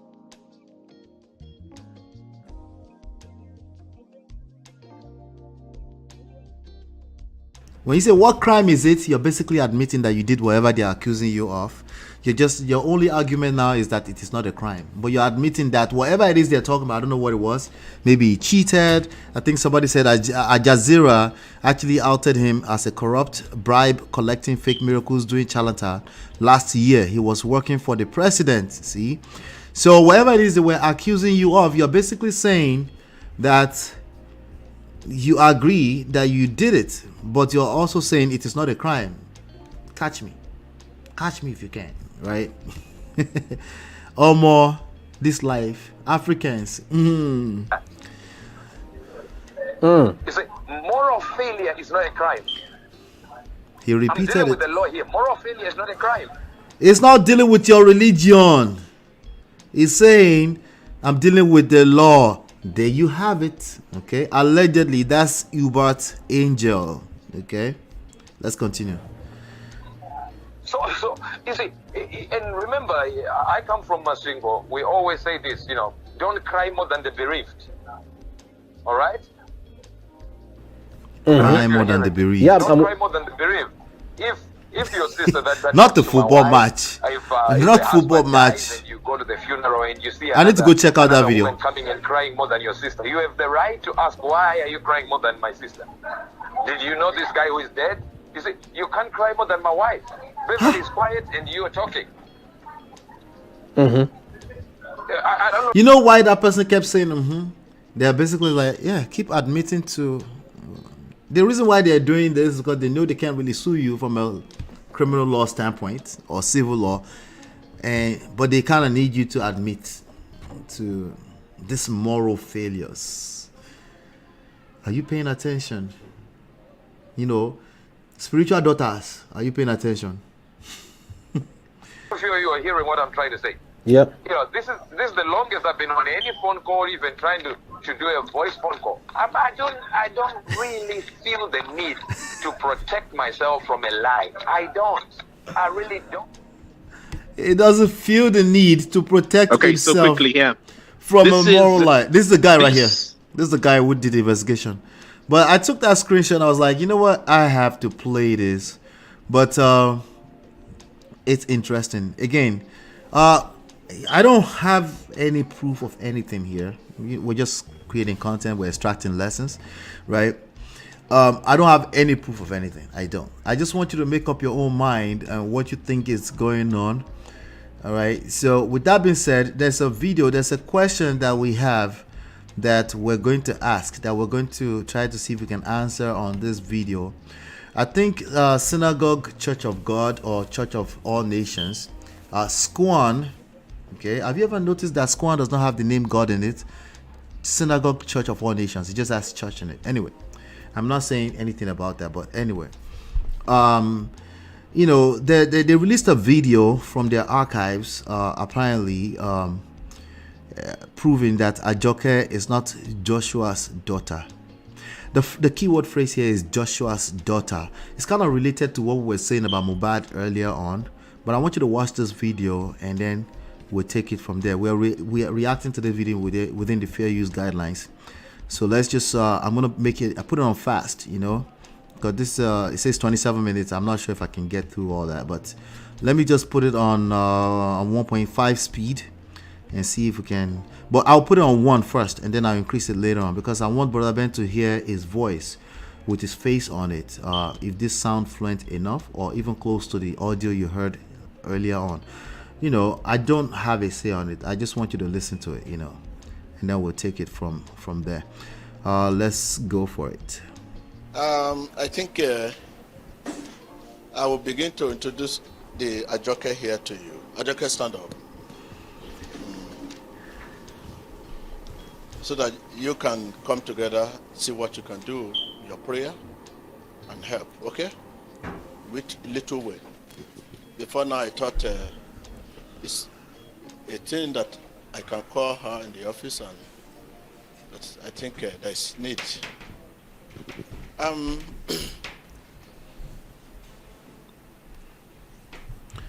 It's such a surprise thing. I know many of you might have known. She has that, what we call, influence on the people. And it doesn't influence little people, BB people, people that matter. Let me just take it in a brief. To the extent that 2 months ago, I have to call the commissioner of police. They should trace his file. And they brought the file to me. And I say, letter. So let me pause there for a second, right? Does that sound like the same person on the audio? If you think that person sounds like the same person on the phone audio earlier on, put a 1 in the chat. If you think no, it doesn't sound like it, put a 2 in the chat. But right about now, I will fast it forward. I just want you to hear his voice and see if it sounds like the same person. But that's clearly the person we're looking at right now is clearly Prophet TB Joshua. So the late Prophet TB Joshua. So let's continue here. I'm going to fast it forward now so we can get through a lot of it. Okay, let's see. I expect that I should return him, and I hold on the letter. I will show you the letter now, because they too feel for me that so much I've given to this one. No, they should put him where she belongs. In the British school, there's a letter there from the school, which this girl stole money. Can you bring the letter? Let us see, one by one.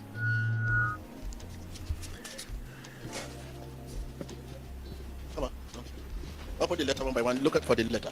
This is his letter that he agreed that he stole it.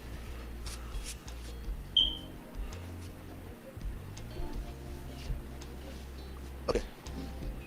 Give me the mic. So this one says, letter of plea.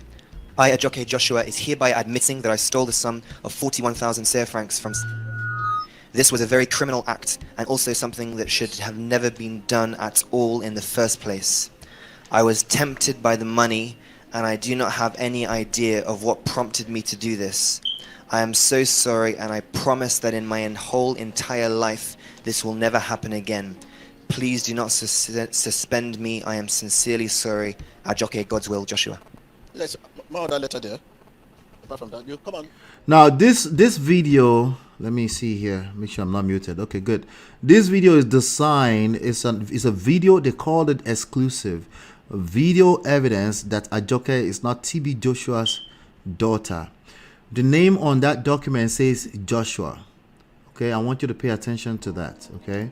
The name on the document says Joshua. And then this channel that I'm playing for is called Watch TB Joshua. If you want to see the whole video later on, you can go watch it from there. It was released 8 hours ago. It has 134,000 views right now.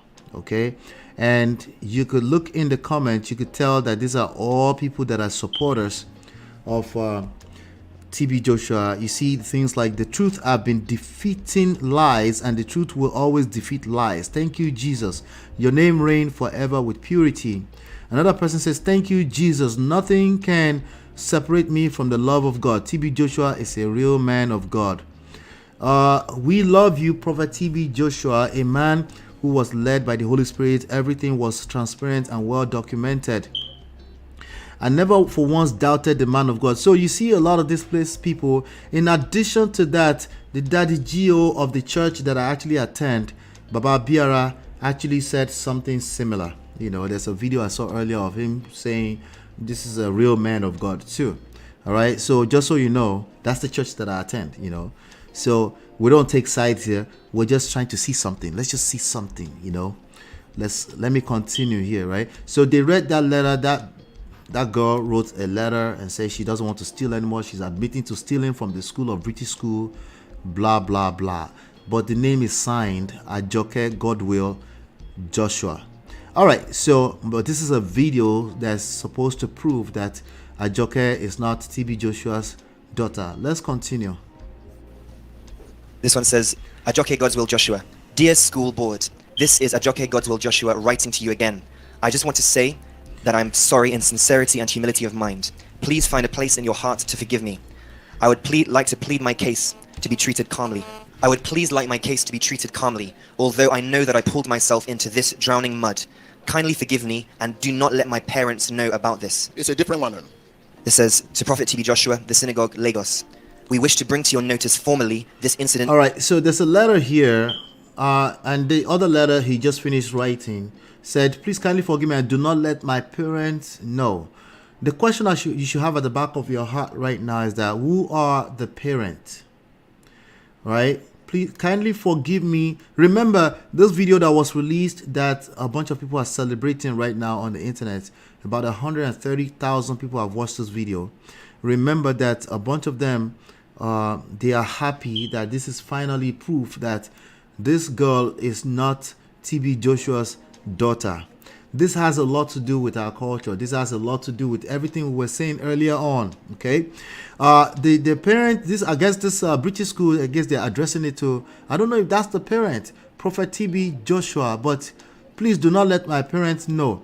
And this young man, this Oyibo man is still reading the letter. I just want you to pay attention to those kind of things. And then, Brother Ben, where did you go? Why are you running, Brother Ben? Don't run. Where are you, Brother Ben? Where's Brother Ben? Brother Ben?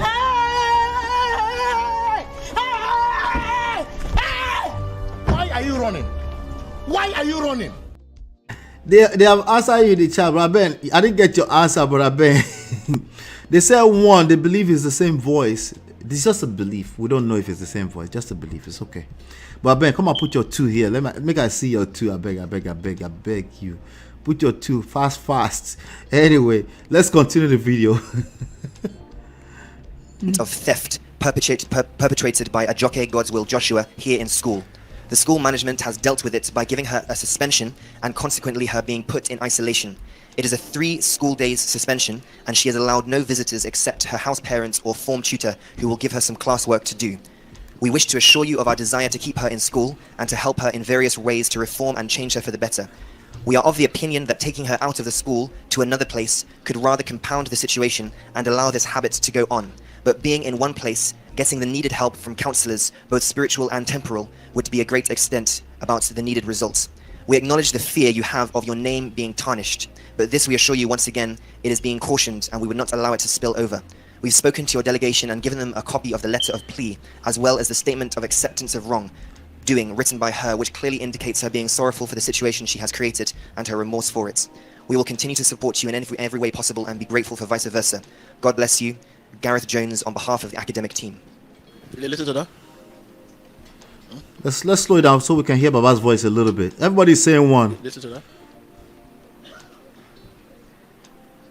Ajoke Godswill, an undertaking.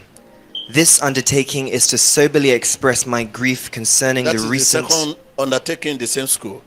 Another undertaking. Second undertaking. Don't worry. Let's be frank. This man was highly charismatic. Let's be honest with ourselves, okay? He was. I mean, you see all these young people sitting in the room patiently listening to him. Let's continue. Everybody's saying one, oh, Brother Ben. Where's Brother Ben? Why are you running? So after they wrote this letter to me, to them, because hey baby, nobody ever know, they thought okay? It's my biological child. What's the matter? I now show them the day cookies. we found her. This is a letter from the police, from the government. When she was a baby, I took her to the police station and they were telling me, please, why can't this you is the take proof. This? Nobody will be able to take this her, is the adopt her. proof. Adopt her. An abandoned baby, right? that was adopted. Not from the police. Listen. To them, because nobody ever know, they thought it's my biological child. Okay, Nigerians, listen to me carefully. Nigerians, listen to me carefully.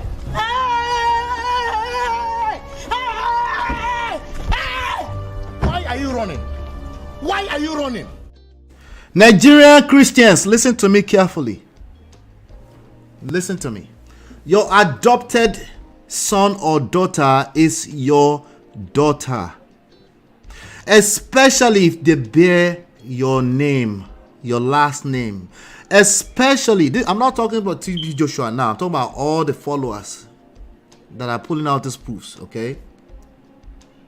Especially if they had used your resource to raise this person. You raised this child. This is another good example where DNA is not needed. Because you use your own mouth to say you raised an abandoned daughter. The daughter is bearing your name. You sent them to British school. There's more than enough evidence of people saying you sent them. They travel with you, with your other children around the world. Nigerian Christians, get this in your oblongata. It's not biology that makes it a daughter or not. It's the relationship you've built with them over time. Let's continue.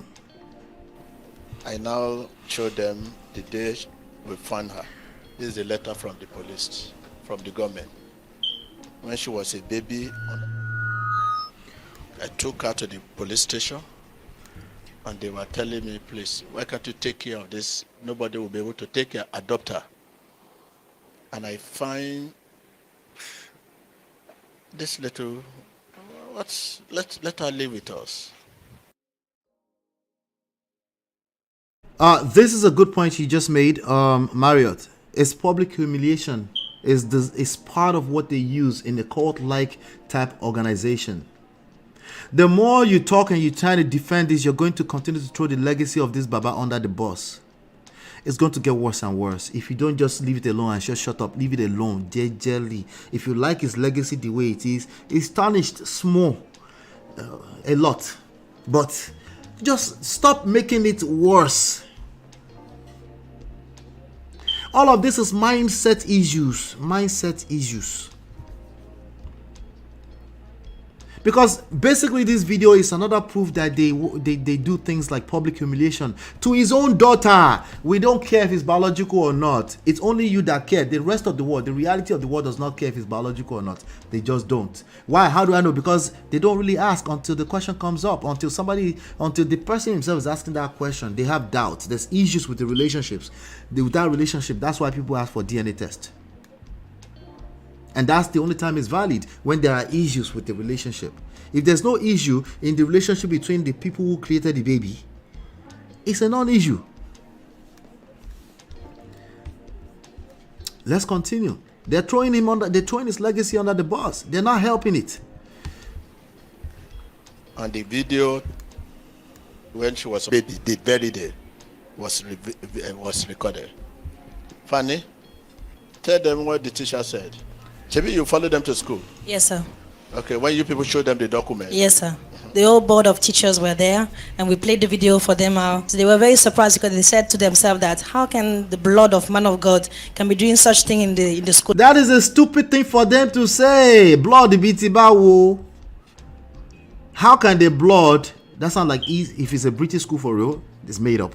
That's a made up statement. But if they actually said that, they are just as stupid. I'm not saying anybody else is stupid, by the way. Biological or not biological, how does that vindicate Baba from all the... You see, they're not addressing the allegations. Again, they just keep throwing him under the bus more and more. Leave the issue alone. It's gone. If you're not going to do proper investigation into your organization, leave it alone. No shalaye. Nago shalaye tired. We go explain because no evidence. They were perplexed. But when they saw the video, they said, wow, now we understand why this lady is behaving like this. She's not part of Man of God's family. She's behaving that way because that's the function of how she was raised, not the blood or DNA. Nigerian Christians, ignorance on power. Hey, Jesus. Is the way the baby was raised a function of how they were raised, their personality, being a teenager, maybe a lot of other things besides blood and DNA? Are you saying people cannot behave alike like their father or their mother? They can. That's one out of about 2,000 other factors.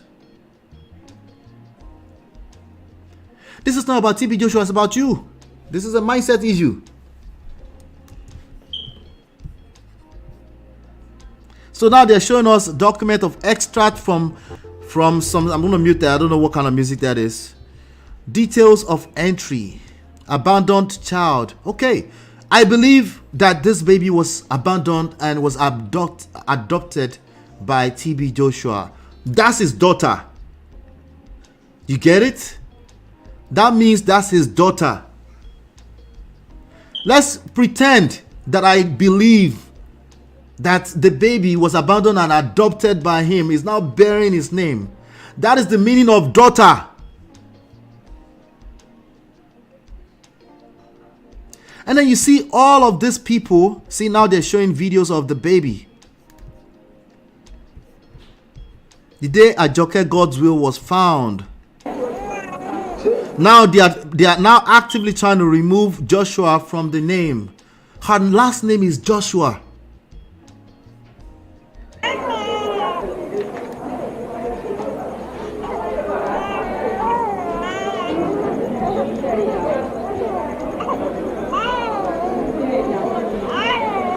Oh my God.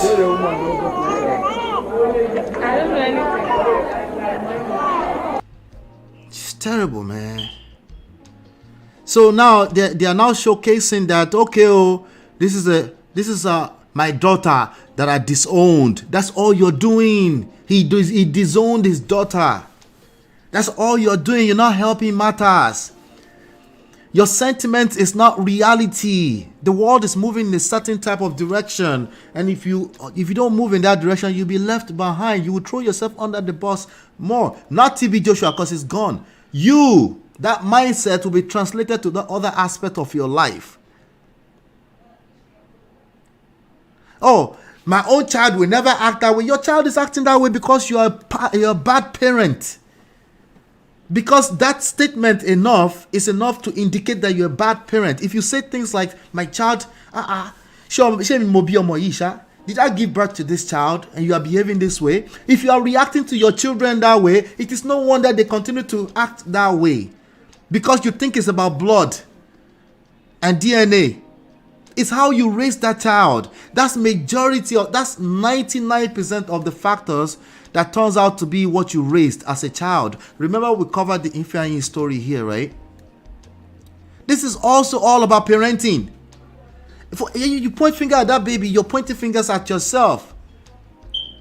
Parenting is a form of relationship building. So if they are acting funny in school, it's not the end of the world. It's not the end of the world. Castigating them and then doing public humiliation, if that's your solution, it's no wonder why you created that type of child. You've always tried to use shame. You're using shame as a strategy and a tactic, and it's backfired, and the only answer you have is still you, which is, let's just disown the child. And that man is gone, and you're still subscribing to it, and you're still trying to thank Jesus. Lies can never. So it's a lie. Is it a lie? Are you saying this video is a lie? You can see TB Joshua standing there looking at this baby. Well, some of the disciples that are speaking against him today, they said he fell in love with the child. The way he's standing here sounds like he was quite engaged with the child. And I'm glad he did what he did. But he did a terrible job raising a generation of people who call themselves Christians that don't know what the hell they're talking about. Why? Because he used the same method. He fed them with miracles and signs and wonders. He did not give them any kind of self-development. No wisdom, nothing. It's just all about miracles and Jesus and signs and wonders. Blank, empty. Even the Bible, they don't know how to interpret properly. That's what he raised. That's the generation he raised. Let me. I think they're talking now a little bit again. To Prophet TB Joshua, Synagogue Church of All Nations, Ikotun Egbe, Lagos State. Sir, let's see what they're the talking release about. of an opinion. Her name, Ajoke, has been a terrible thing.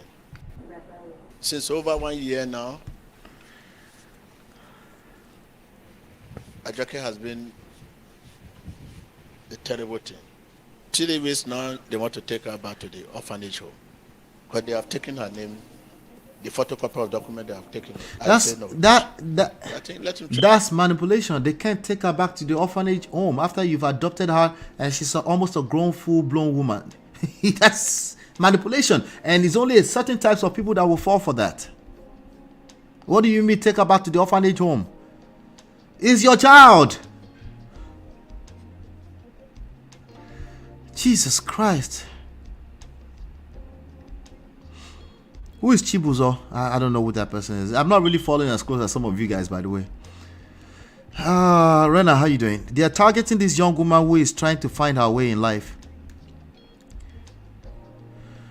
Damage control gone wrong. Absolutely. Baba is her Baba is her father biological or not, please. He adopted her at the end of story. That's how it works in the real world. In your brain, I get it. You have the sentiments. If it's not my blood, it's not my blood. But that's a lie, actually, at the end of the day. If you adopted that child, the truth is that that's your daughter, especially if they become a full-blown person. You can't just change your mind because I raised a bad child, so it's no longer my child. That's not how that works. That's a lie. Abba, you lie. Sabi lie. That's not how that works. Let's continue. Show you the letter. Another letter. These are letters that prove nothing at this point. Office of the Divisional Police Officer, the Nigerian Police, Idimu Division, Lagos State. Details of entry. Abandoned child. Mr. O.B. Salami M. of the Synagogue Church of All Nations, Ikotun Egbe, came to the station and reported that today, 12th of the 5th, 19... It just says extract from diary. We don't know the source, but even if it's true, it does not prove anything. It does not prove that that's not his daughter. If anything, this video has proven that that is his daughter. 95 at about 3:35 in the afternoon. While in the above church, his attention was drawn to... They just continue to try to prove that... They continue to prove that it's not biological daughter. Okay, granted, it's not. It doesn't matter. She's a grown woman now. What is she, like 28 now? It doesn't even matter. We don't care. But that's his daughter.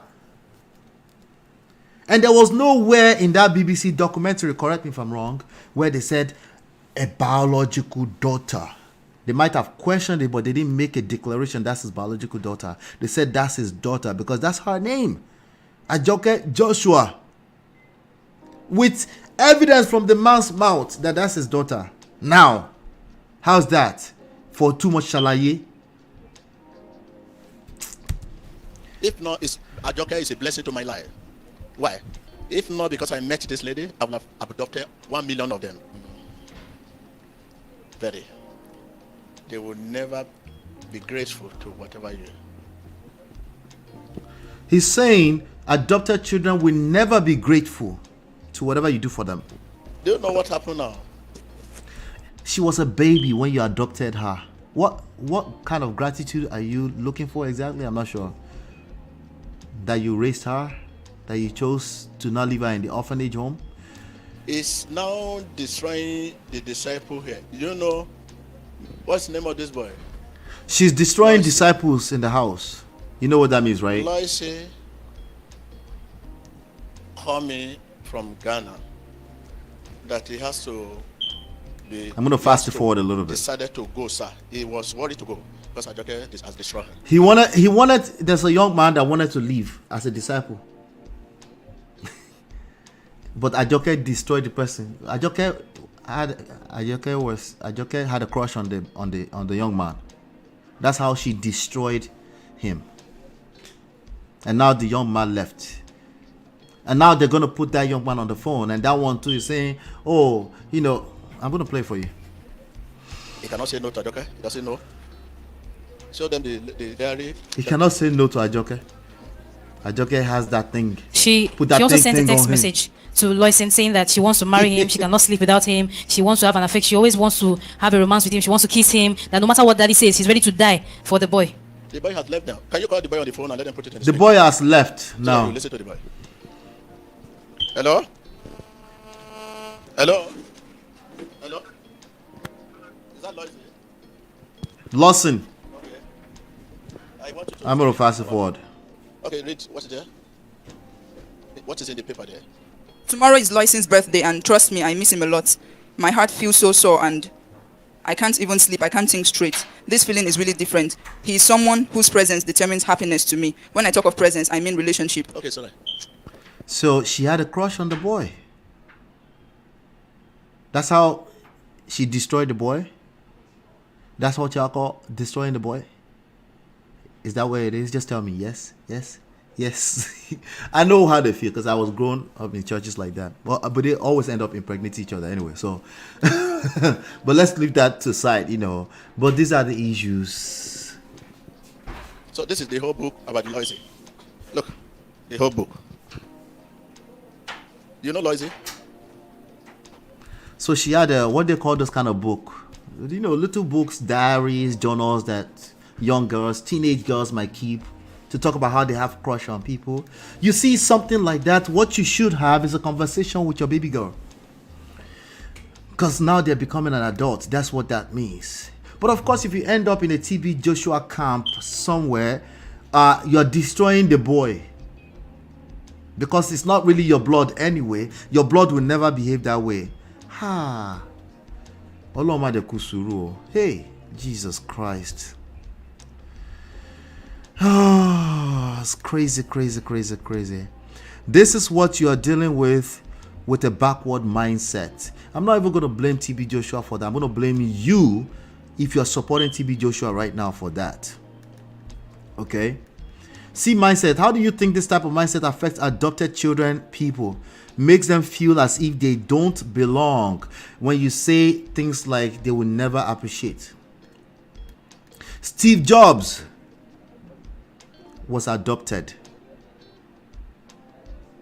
Some of the greatest names you've ever heard in the history of mankind were once upon a time. I mean, you guys saw the story of Kirk Franklin not too long ago. They were playing and dancing to Kirk Franklin here the other day. They had no idea what kind of story created that man. No, you can't blame it on TB Joshua. You have to blame yourself for not reading books. You have to blame yourself for that part.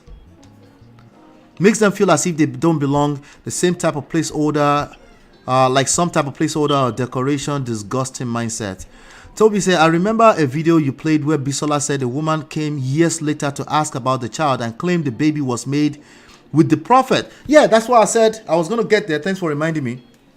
That's why I said, let's just assume that it's not really your biological dad. It doesn't matter. Once you admit you adopted the child, that is as valid a daughter as they come.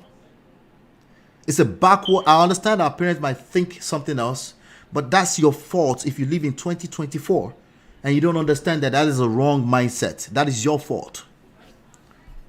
Okay? That's part of your social skills. Regardless, it sounds like he's regretting adopting her. That's his fault. You raised that grown person. That's probably his way of scolding his daughter. But so these people are going to dig up this video as a proof. They're doing shalaye and they're throwing him under the bus. They're making it worse. Shout out to Osaru Gwe, Ojo. Shout out to you. So what is a stupid teenage crush? That's all it is. Reprimanding a child in his humiliating manner will only make her resentful. Who adopts a child and slams it in their face every time they... What's the love? Shout out to you, Millie. It's crazy. It only gets worse. They think it's only going to get worse. The more you do shalaye, the worse it's going to get. You should look at that video that BBC went and go back and retrieve all the lessons in it. The lessons is not that your daddy Gio is guilty. That one will require an investigation, and I'm not sure they can investigate the person that's passed on. So it really doesn't matter. What you should be looking for is the lessons in that video. Not looking for ways to exonerate a person that's no longer here. You will make his legacy, you will make it worse. As you can see right now. We finally withdrew this girl because of her daughter. That was final. After, okay, tell us, were you in the school then? Don't the daughter? Suddenly, she just became very, very close to his daughter, and the things spark up uproar in the house. Even the housemates were saying, "Is this a relationship or what?" They were very close. They move around together, talk together. They even find them in the room and closer together. And people started asking us, "What kind of thing is going on?" Even teachers started suspecting a relationship. 4 days ago, when the police came, they want to take her back to the orphanage home because it's their home. I decided, I said, please. Terrible. I want her. So again, you just admitted again, you readopted her the second time after you raised her to be a full-blown teenager. You just readmitted it again that that's your daughter. You said, please again. I have made all effort to change her. When I showed them this document, they said, man of God, it's only you that can do this thing. There are tons of people doing that around the world. They actually have done a good job at raising the person, and they will never throw it in their face. In fact, one of the biggest hurdle for them to cross is at some point they have to let the baby know you were adopted. Right? You guys saw the Kerry Washington story recently, where she revealed to the public that for the first time that her father is not her biological father. The person people thought was her father for a long time. They talked about it for 2 days. It was over because it really doesn't matter in the grand scheme of things. Nigeria, you go collect. Nigerian Christians, you will collect. In fact, for this world right now, there's no way I'm not listen, equal opportunity. Sorry. We gotta get it together. We have to get it together. It's bad. This ignorance level is too much. They are very bitter now. Like the new commissioner of police that is there now is very bitter. Why? Very, very bitter. Why? Tell us.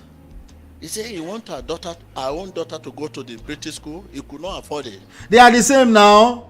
There's terrible parenting skills all over the place. Say we don't know any. They're all the same. That daughter that you raised that was not your blood and she's not thankful. Did she send you? This is the point where they ask you, they will ask you, did I send you? You should have left me on the streets or given me to police. You know why? Because that's how the brain works.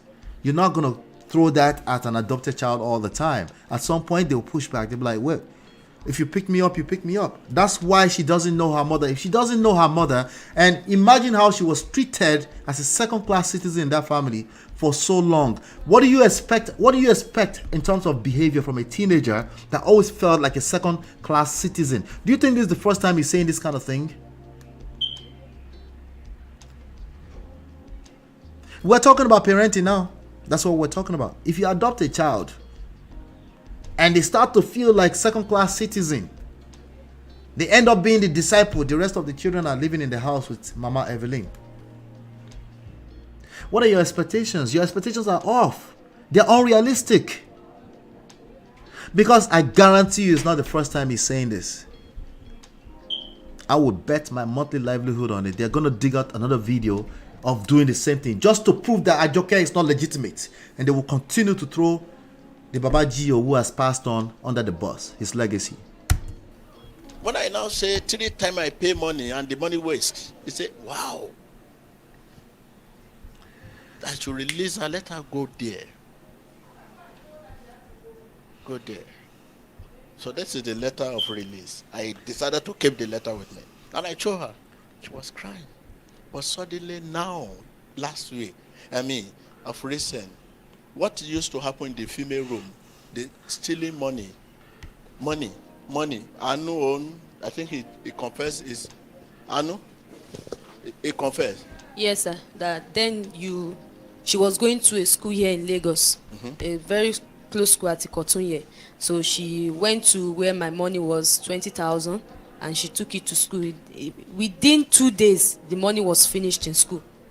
So it was Florence that came and said the way she was spending money, look at a small boy and tell the boy, if you barb your hair, I'll pay you 2,000. And the boy went to barb his hair and Ajoke paid 2,000. Okay, you follow them to school. But he confessed he's the He one. confessed that she's the one. He confessed she's the one. That is not confession, but I'll just leave it for the English students. How did he confessed she's the one? What does that mean? I don't understand it. Okay, I guess the Lawson guy, the boyfriend. But this is one of the tactics that were alleged. They used this tactic to punish people. They report themselves. If you listen to the podcast, they have a podcast 9-episode version of what you saw on BBC Now with some more information, right? One of the tactics they use is that they will make them report each other against themselves. You just saw one of them. Again, they are throwing themselves under the bus. The more you talk, the more you tell on yourself. If you don't do Atunche, if you don't fix it, all right, you're gonna tell on yourself.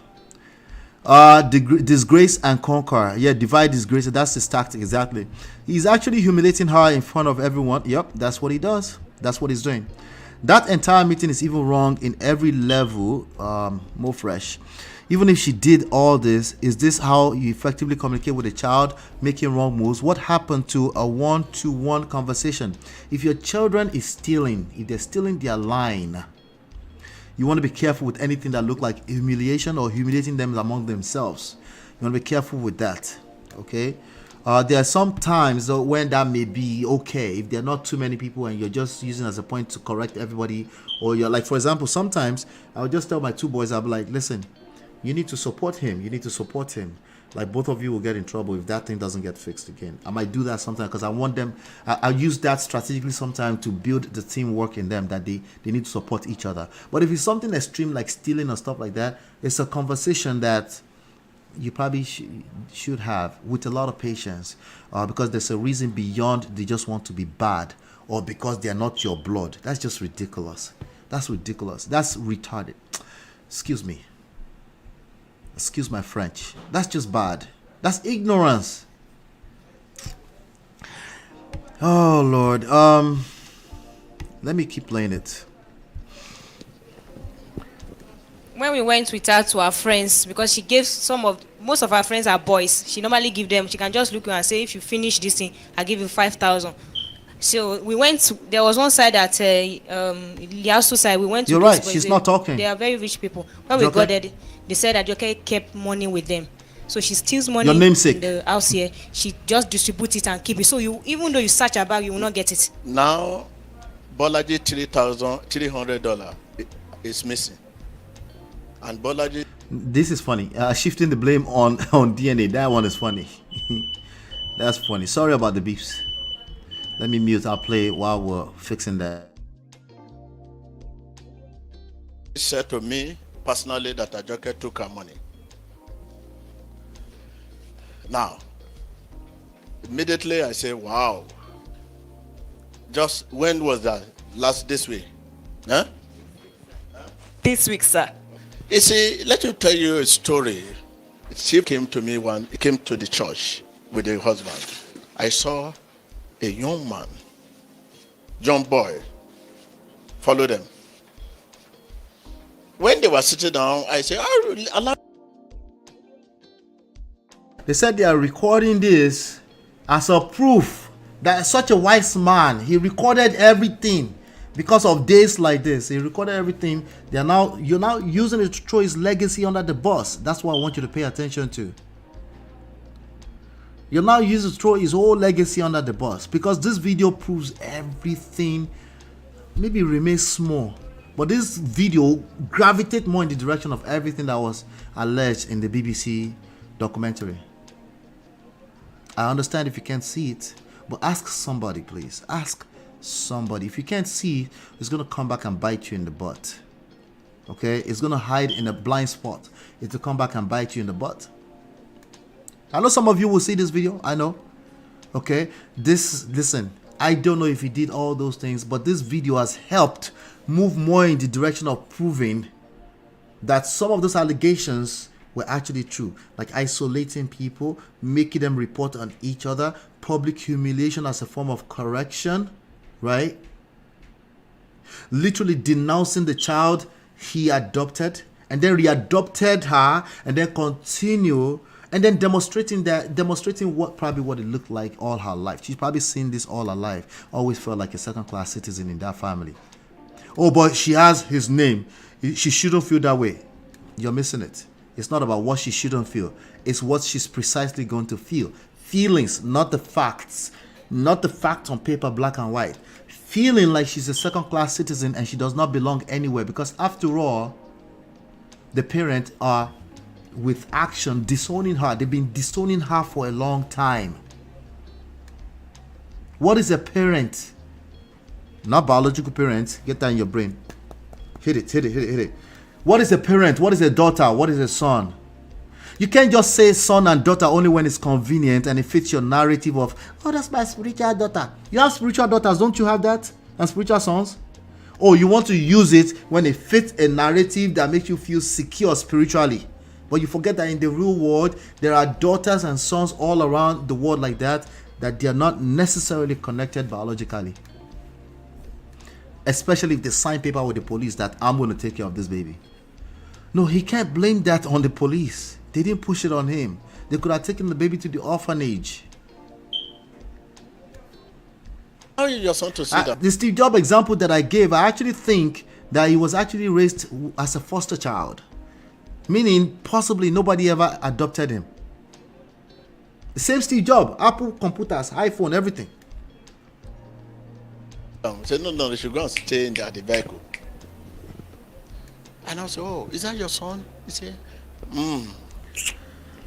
He said, man of God. He said, this child, they adopted him.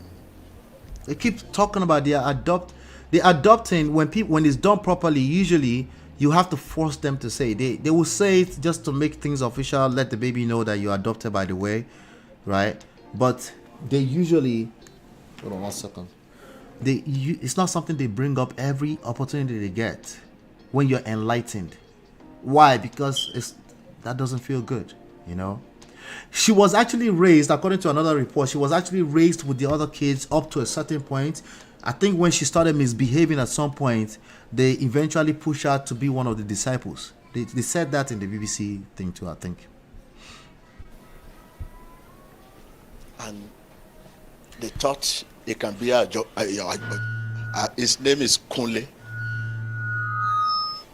He said, could you believe when they started seeing that Kunle stay money here? Kunle stay, for God, look, it's an adopted one, please change it. It's an adopted one, Every opportunity he gets, he repeats this adopting thing. I know it's a meeting, and that's what they're talking about. But what do you think happened in real life? I had any story about Ajoke, just a similar story. I was shocked. I said, hey. He said, change the name. That is how we change the name and remove our name. The name of this channel is Watch TB Joshua. Name. Watched TB Joshua with the past tense. Watch, like watching a show.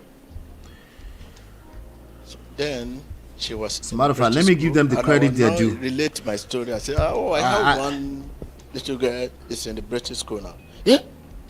Where? They say it's one of the richest in Nigeria. He said, you say what? British school? To do what? To work? No, to study.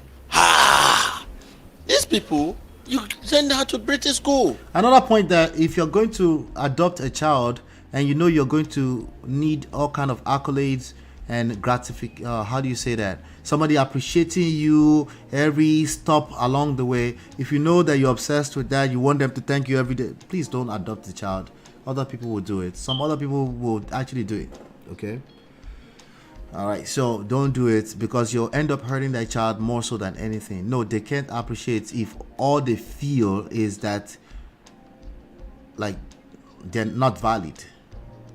If that's all they feel, they're not going to appreciate it. Okay? So it'll be hard for them to give what they don't have. Well, they're an ingrate. Well, welcome to the real world. That's how it works. It's mental. It's not something that you can write on paper with your sentiments. And then, no, it doesn't work like that. It's mostly mental. Like everything else, okay? And study. Oh, I wish you good luck. You're a man of God. Well, I know you're very strong. You tell us story tomorrow. Now, if I pick a corner, I say, that lady you talk about is stole money. and this and that. Say, Chibi, I will tell you.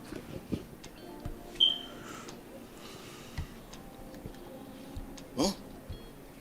What he started doing now is the worst thing. Stealing is a small thing. Stealing.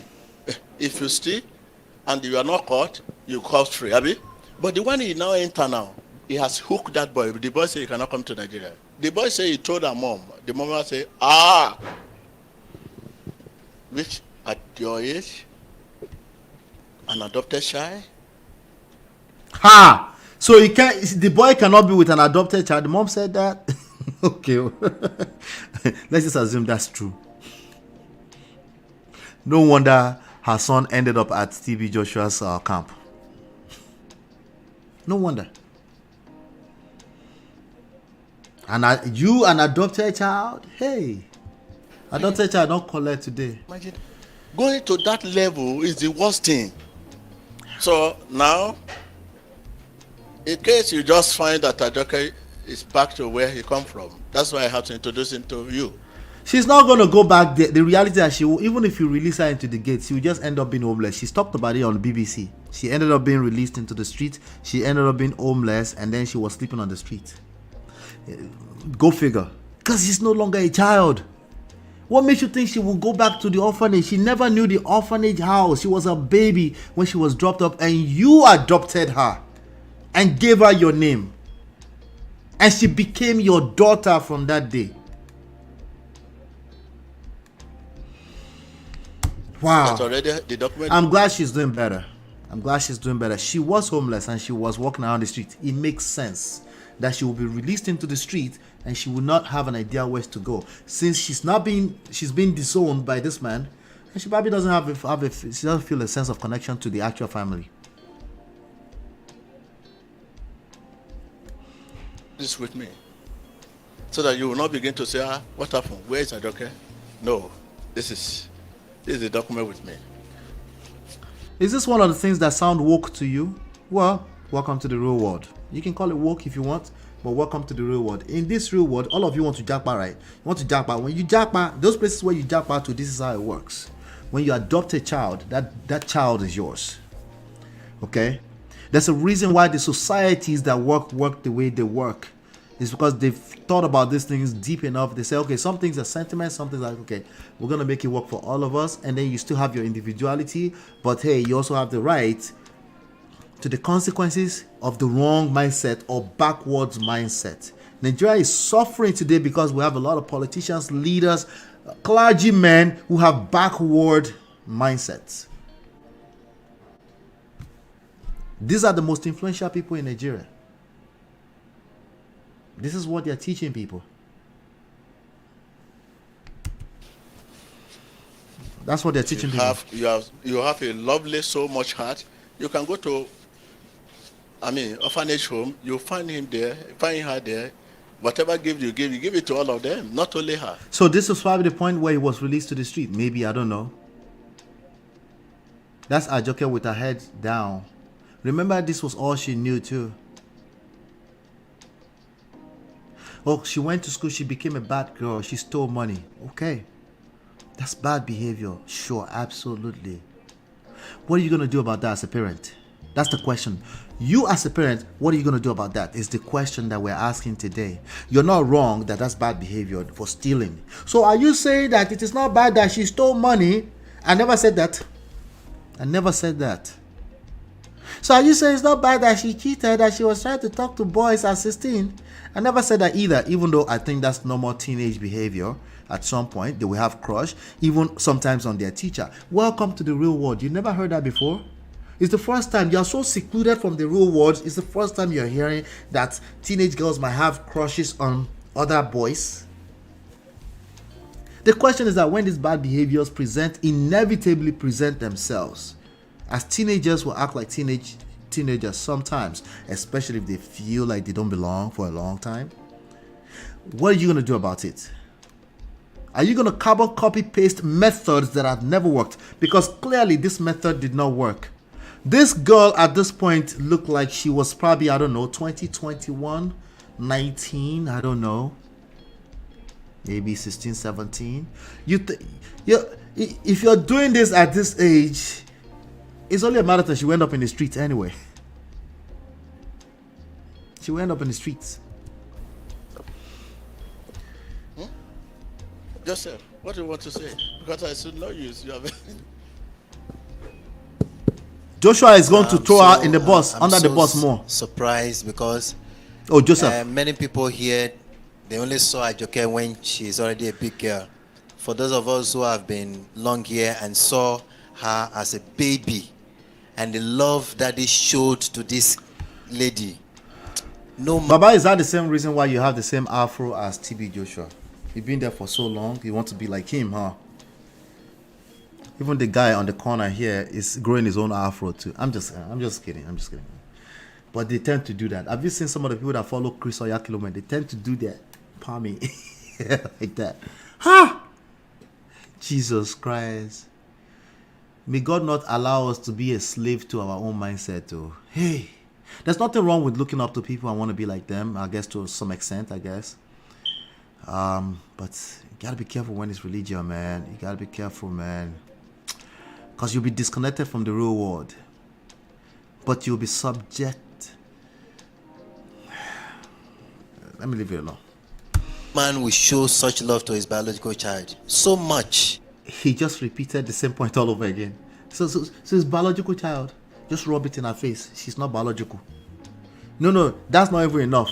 Wait until the man has passed on. Let the whole 1 million members of Squan rub it even more on her face that she's not biological. What are we doing?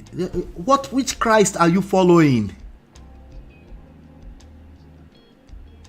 Oh God, that's Ajoke rather. That's her face. And Daddy has been trying a lot of scandal, a lot of bad reports from the school. Daddy will withdraw her from the school. Before a month or two, Daddy will send her back. They will send her home again. Daddy will send her back. This ninja right here just called him daddy. He just called him daddy. It's okay for him to call him daddy, but it's not okay for Ajoke to call the person that raised her daddy. Ejeka ma yara wan brain. Ejeka rama faigbo. Just think about it for a second. This has nothing to do with your faith and your religion. This is human mindset. This is terrible mindset to have. Anybody off the streets will know this, that this is just wrong. All of this whole video is wrong. It's terrible. I don't know. I'm Do you surprised. know, I pay huge money on $50,000. And at the time I withdraw her, I first withdraw her. They say they cannot return the money. I say, I overlook. Not she, you're talking about 1-2 They hours say I later. should pay another money, $40,000 wasted. They say I should pay another money. I pay $30,000. Now I withdraw her again. I say, when you look at your background, you know what has happened to you. I just saw a jump cut. When you Did you see that jump cut? Now I withdraw her again. I say, when you See, suddenly he's standing by the pulpit. Let me play for you. There's a jump cut. So they edited this video to fit a certain type of narrative. You see where he's standing right now? Okay, I'm going to play it again. Now I withdraw her again. I say, Suddenly he's going to start when you standing, look at standing your by the background, pulpit. you know what has happened to you. But I have a very rough background. The least they could do is make sure there's no jump cut in this video. What did you say in between that jump cut? Family, but I change because I want to. This is not just TB Joshua. Let's stop the cap already. Let me be clear here for a second. Hold on 1 second. Stop the cap. This is not just TB Joshua and the church. This is Nigerians across the board. This is a mindset across the board. These are the mindset that encouraged and enabled a TB Joshua from becoming as powerful as he became. That's how he became the most influential people, because something resonated with Nigerians and they loved it. Okay? There's something about them that loves the oppression from their oppressors. You like me to call a spade, right? I've been asked a few times to call a spade. Shall we call a spade a spade? as a group of people, we are addicted to oppression from our oppressors. That's why this man will line up a bunch of Oyibo in front of the church so that it can look a certain way. Because they know that una go eat them up like Indomie. Ah, that man has a bunch of Oyibo people coming.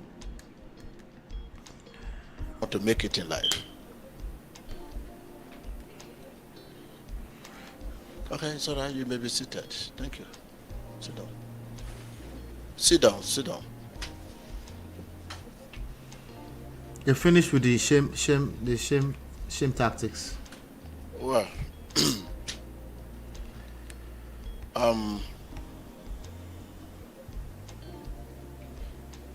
okay, what's it again?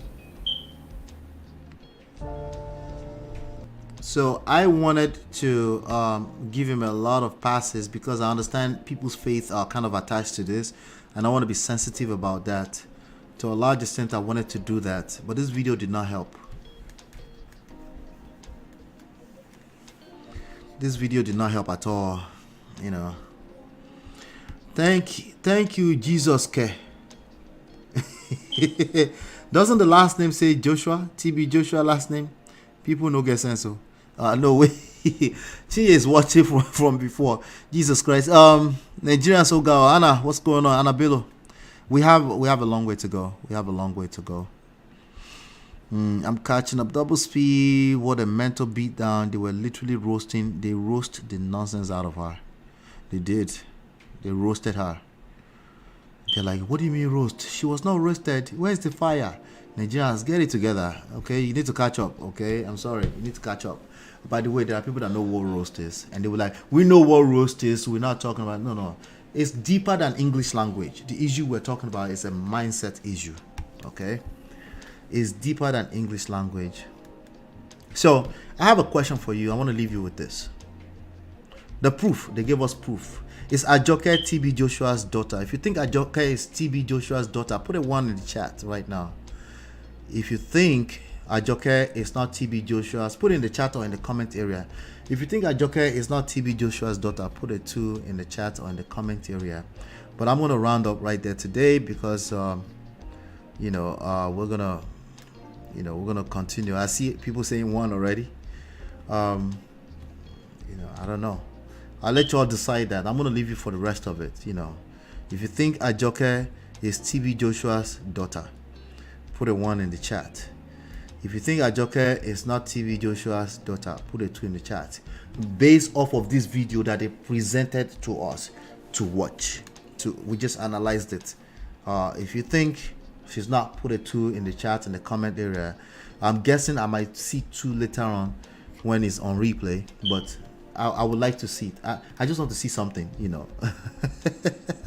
Do me a favor, on your way out, hit that like button, share, subscribe, turn up your notifications so you are notified when we go live. Don't forget to download the books. They are free at manofprestige.com. The books are free at manofprestige.com. I don't have the one with the image. manofprestige.com. This books, go to manofprestige.com right now. Go download them. It's free. Go download them. And hopefully you've been enlightened and educated, and I will see you on the next one. Peace.